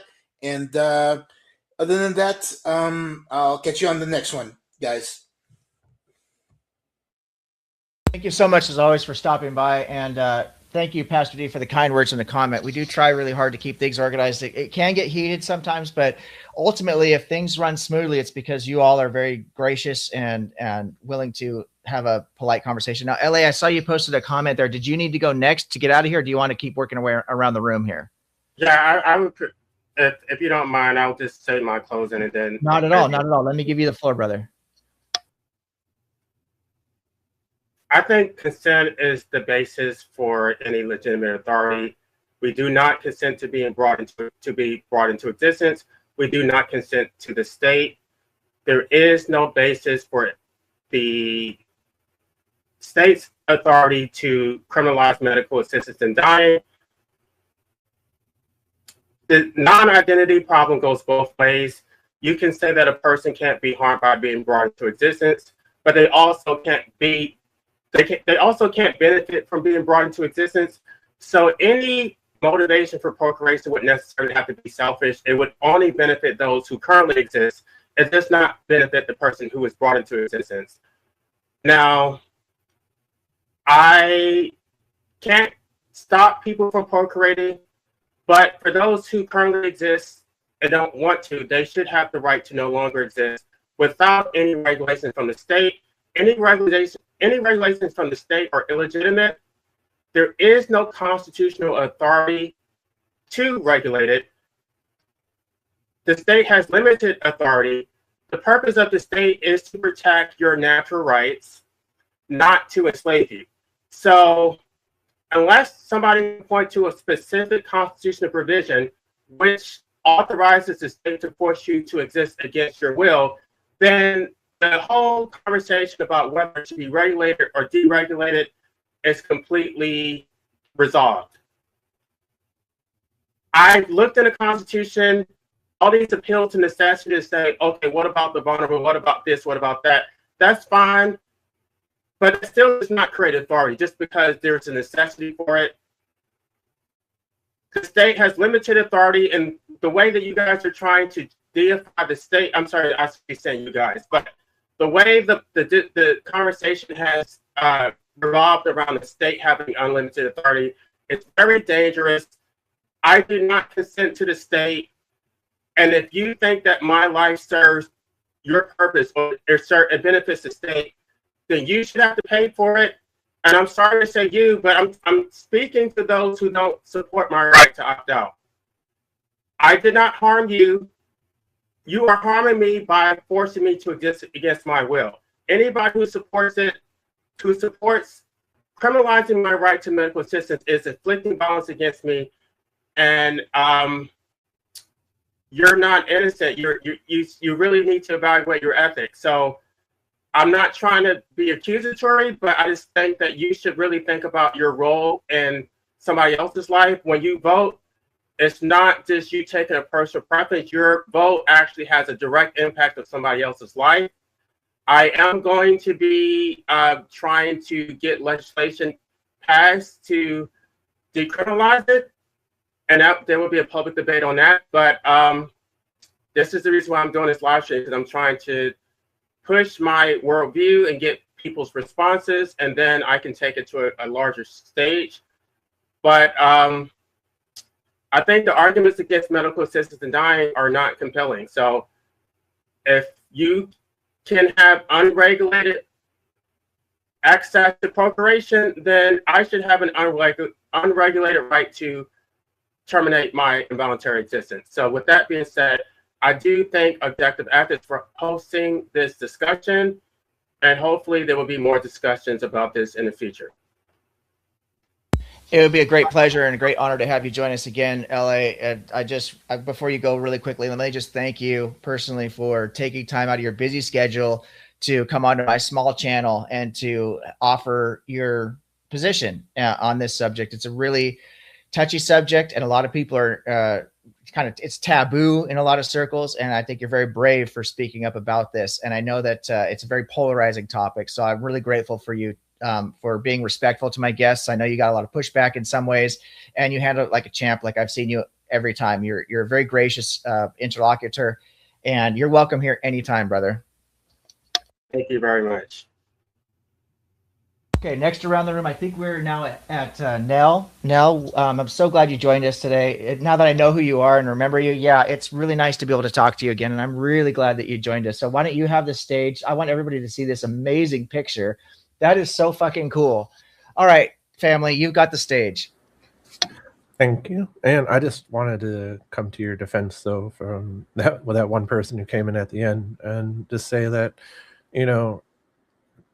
naturalism itself is a metaphysical position. Like denying metaphysics is a metaphysical position. So just throwing that out there. But when it comes to this topic,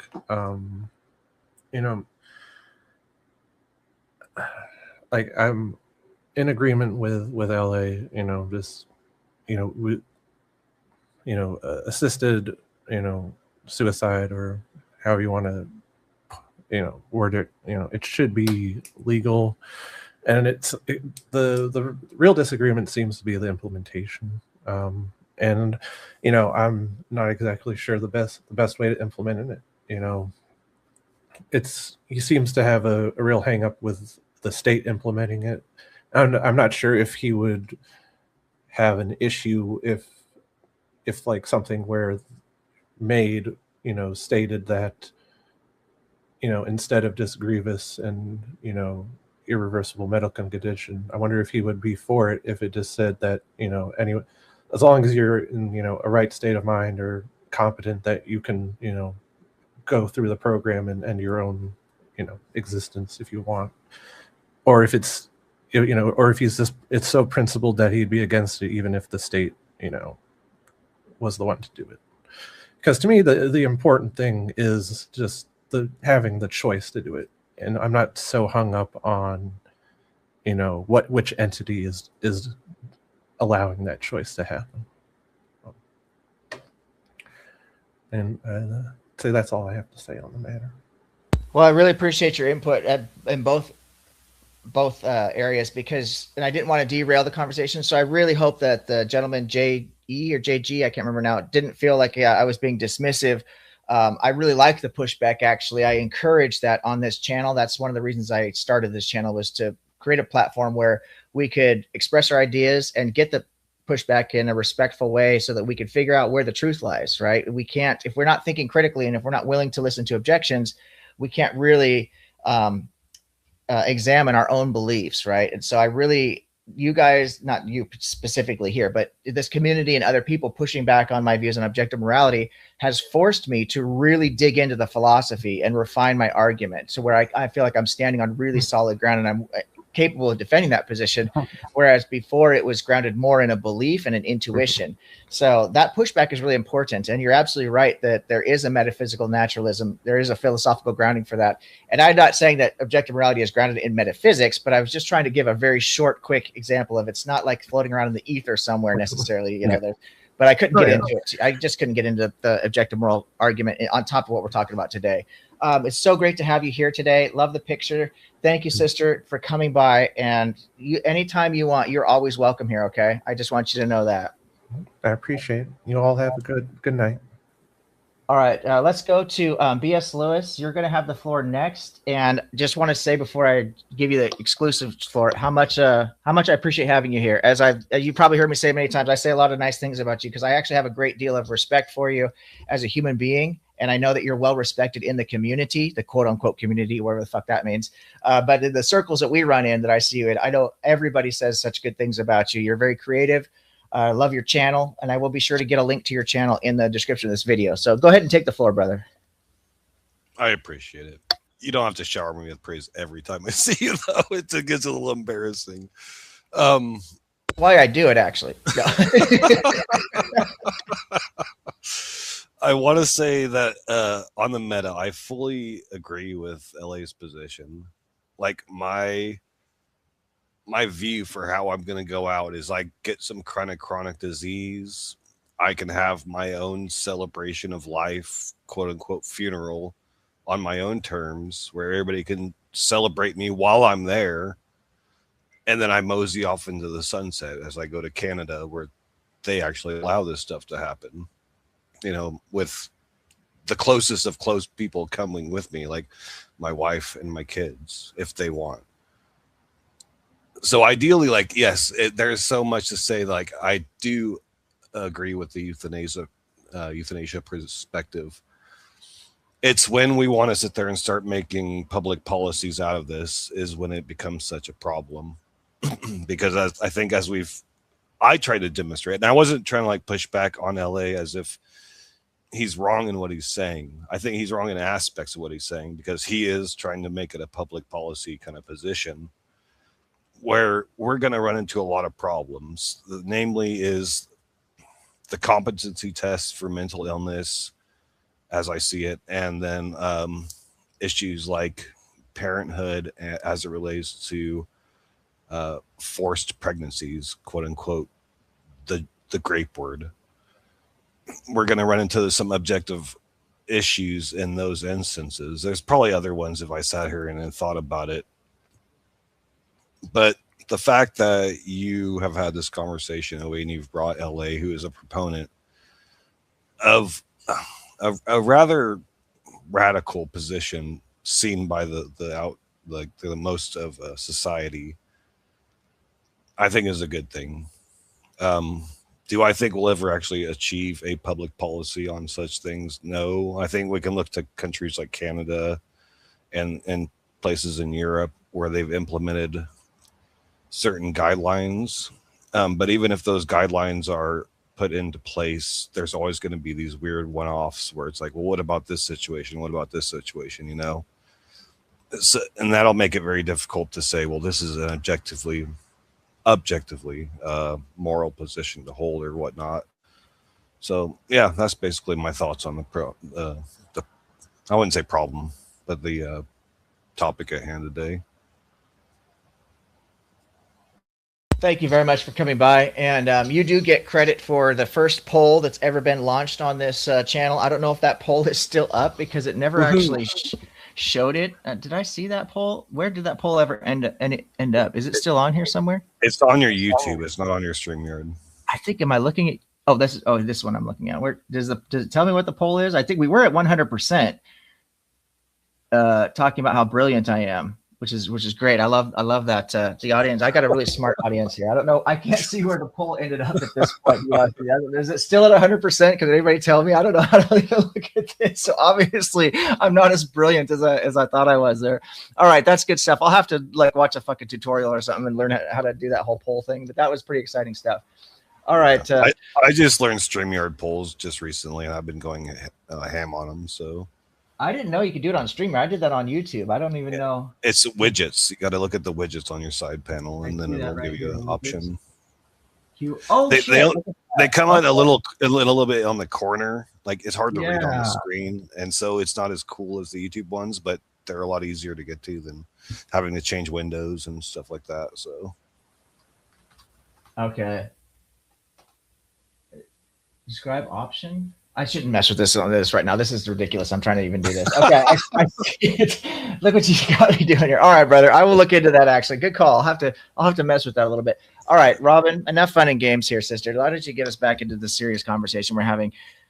This is your chance to have the floor. Any final thoughts? Tell everybody about your channel. Obviously, there's going to be a link to the channel in the description of the video. And if you want to talk about what you're doing with Pangburn, if it's too early to talk about that, I don't know. But whatever you want to say. Oh, thank you, OE, and thank you for this conversation, and thank you for everybody who was here, who was respectful and stuff in chat and everything, because, you know, this is kind of topic that might draw in some non-helpful people, but, and I appreciate it. So, yeah, I think there's a lot of important conversations going on here today, and, so it's good to see that everybody is kind of willing to start discussing this kind of stuff, because there's a lot of people that are not willing to even have these conversations. And all I can say is that Travis Pangburn has put me in charge of the fundraising for a school in Uganda. We haven't actually made out any kind of plan yet, so there'll be plenty more information coming. And so it's a big kind of responsibility for me, I feel like, but I'm hoping that I won't let him down. And thank you, OE, for everything you do. You always have a interesting and like topic to discuss. So much love, y'all. Absolutely, sister. I don't know if you noticed, I did get a new poll started here. So it's did you enjoy the show? Option number 1 is yes. Option number 2 is, of course, Robin was here. So please do vote on that. I don't even know if I can vote in my own polls, but I'm going to give it. I'm going to go with number 2. Of course, we enjoyed the show because Robin was here. Thank you so much. Okay, let me see. I don't know how to get rid of that poll now. We'll just leave it up there. At any rate, I do really want to just thank everybody, as always, for stopping by and supporting the channel. This is not really my channel. I only organize it, but you guys really make it happen. And so as I showed at the beginning of this video, some of the things that we talk about here, things I believe in very much, very strongly about how to live a good life. Other people are doing videos on that. Now, I get clipped in some really shitty ways. People make videos criticizing me as a human being and trying to trash me and say all kinds of things. And you know what? People can say whatever the fuck they want. I don't even watch those videos. I only know it happens because people contact me and say, hey, have you heard about so-and-so? And what is so-and-so doing? And, you know, you guys are all free to, it's a free country. And, you know, love it or not, you guys are my brothers and sisters, even though we may have some disagreements. But I do really like it. I like to see when people are actually promoting the stuff we talk about here, which is how to live a good life. And I want to close this show by talking about the fact that you can live a good life. I do believe that choice is extremely important because autonomy is one of the key foundations of objective morality, right? And it's also one of the key foundations of living a good life. You need your freedom and well-being, and that requires your autonomy. So respect for the planet, respect for other people, and self-respect, those are the bricks that we build the road with that leads to the good life we want to live, right? That's what I say here all the time. So you can live a good life. There's a video that I did, which I need to link to this description of this video, but if you guys will do me a favor and go check it out on your own, it's called Courage Without Fear. It's extremely important. Next to this video, maybe that's probably the most important thing that I'll do on YouTube is that video. It's only about 23 minutes long, and it's my response to the antinatalist question, is this life worth living? And I believe the experience is worth it. I believe that the ability to attain courage and humility and wisdom is actually worth the struggle it takes to attain those virtues. And you can only attain those virtues if you put in the work. Nothing gets handed to you for free in this world. We don't have any inherent duties. We don't have any inherent rights. We have reasons to behave in a particular manner, and it's ultimately going to be to our own benefit, right? There is mutual respect, but that's actually what allows you to live the good life that you want to live.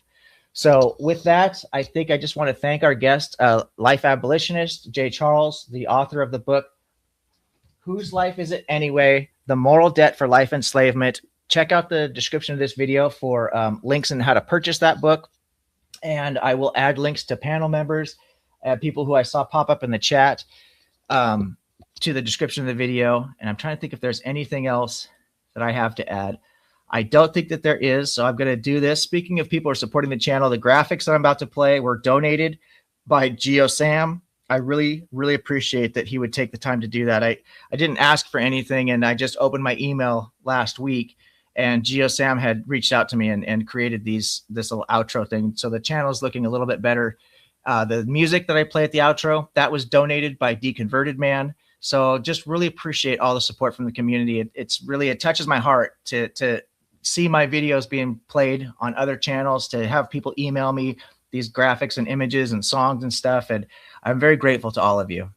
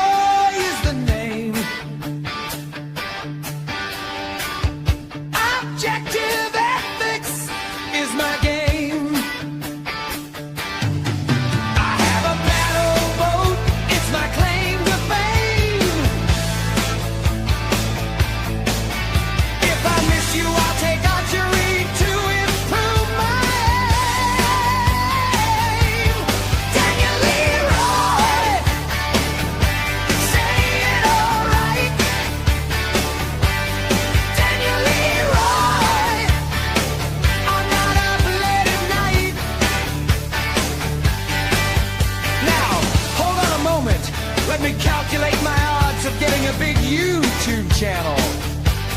3.30 for repeating, of course. That's better than I've done before. And Deacon Brennan, Willard, what do you do?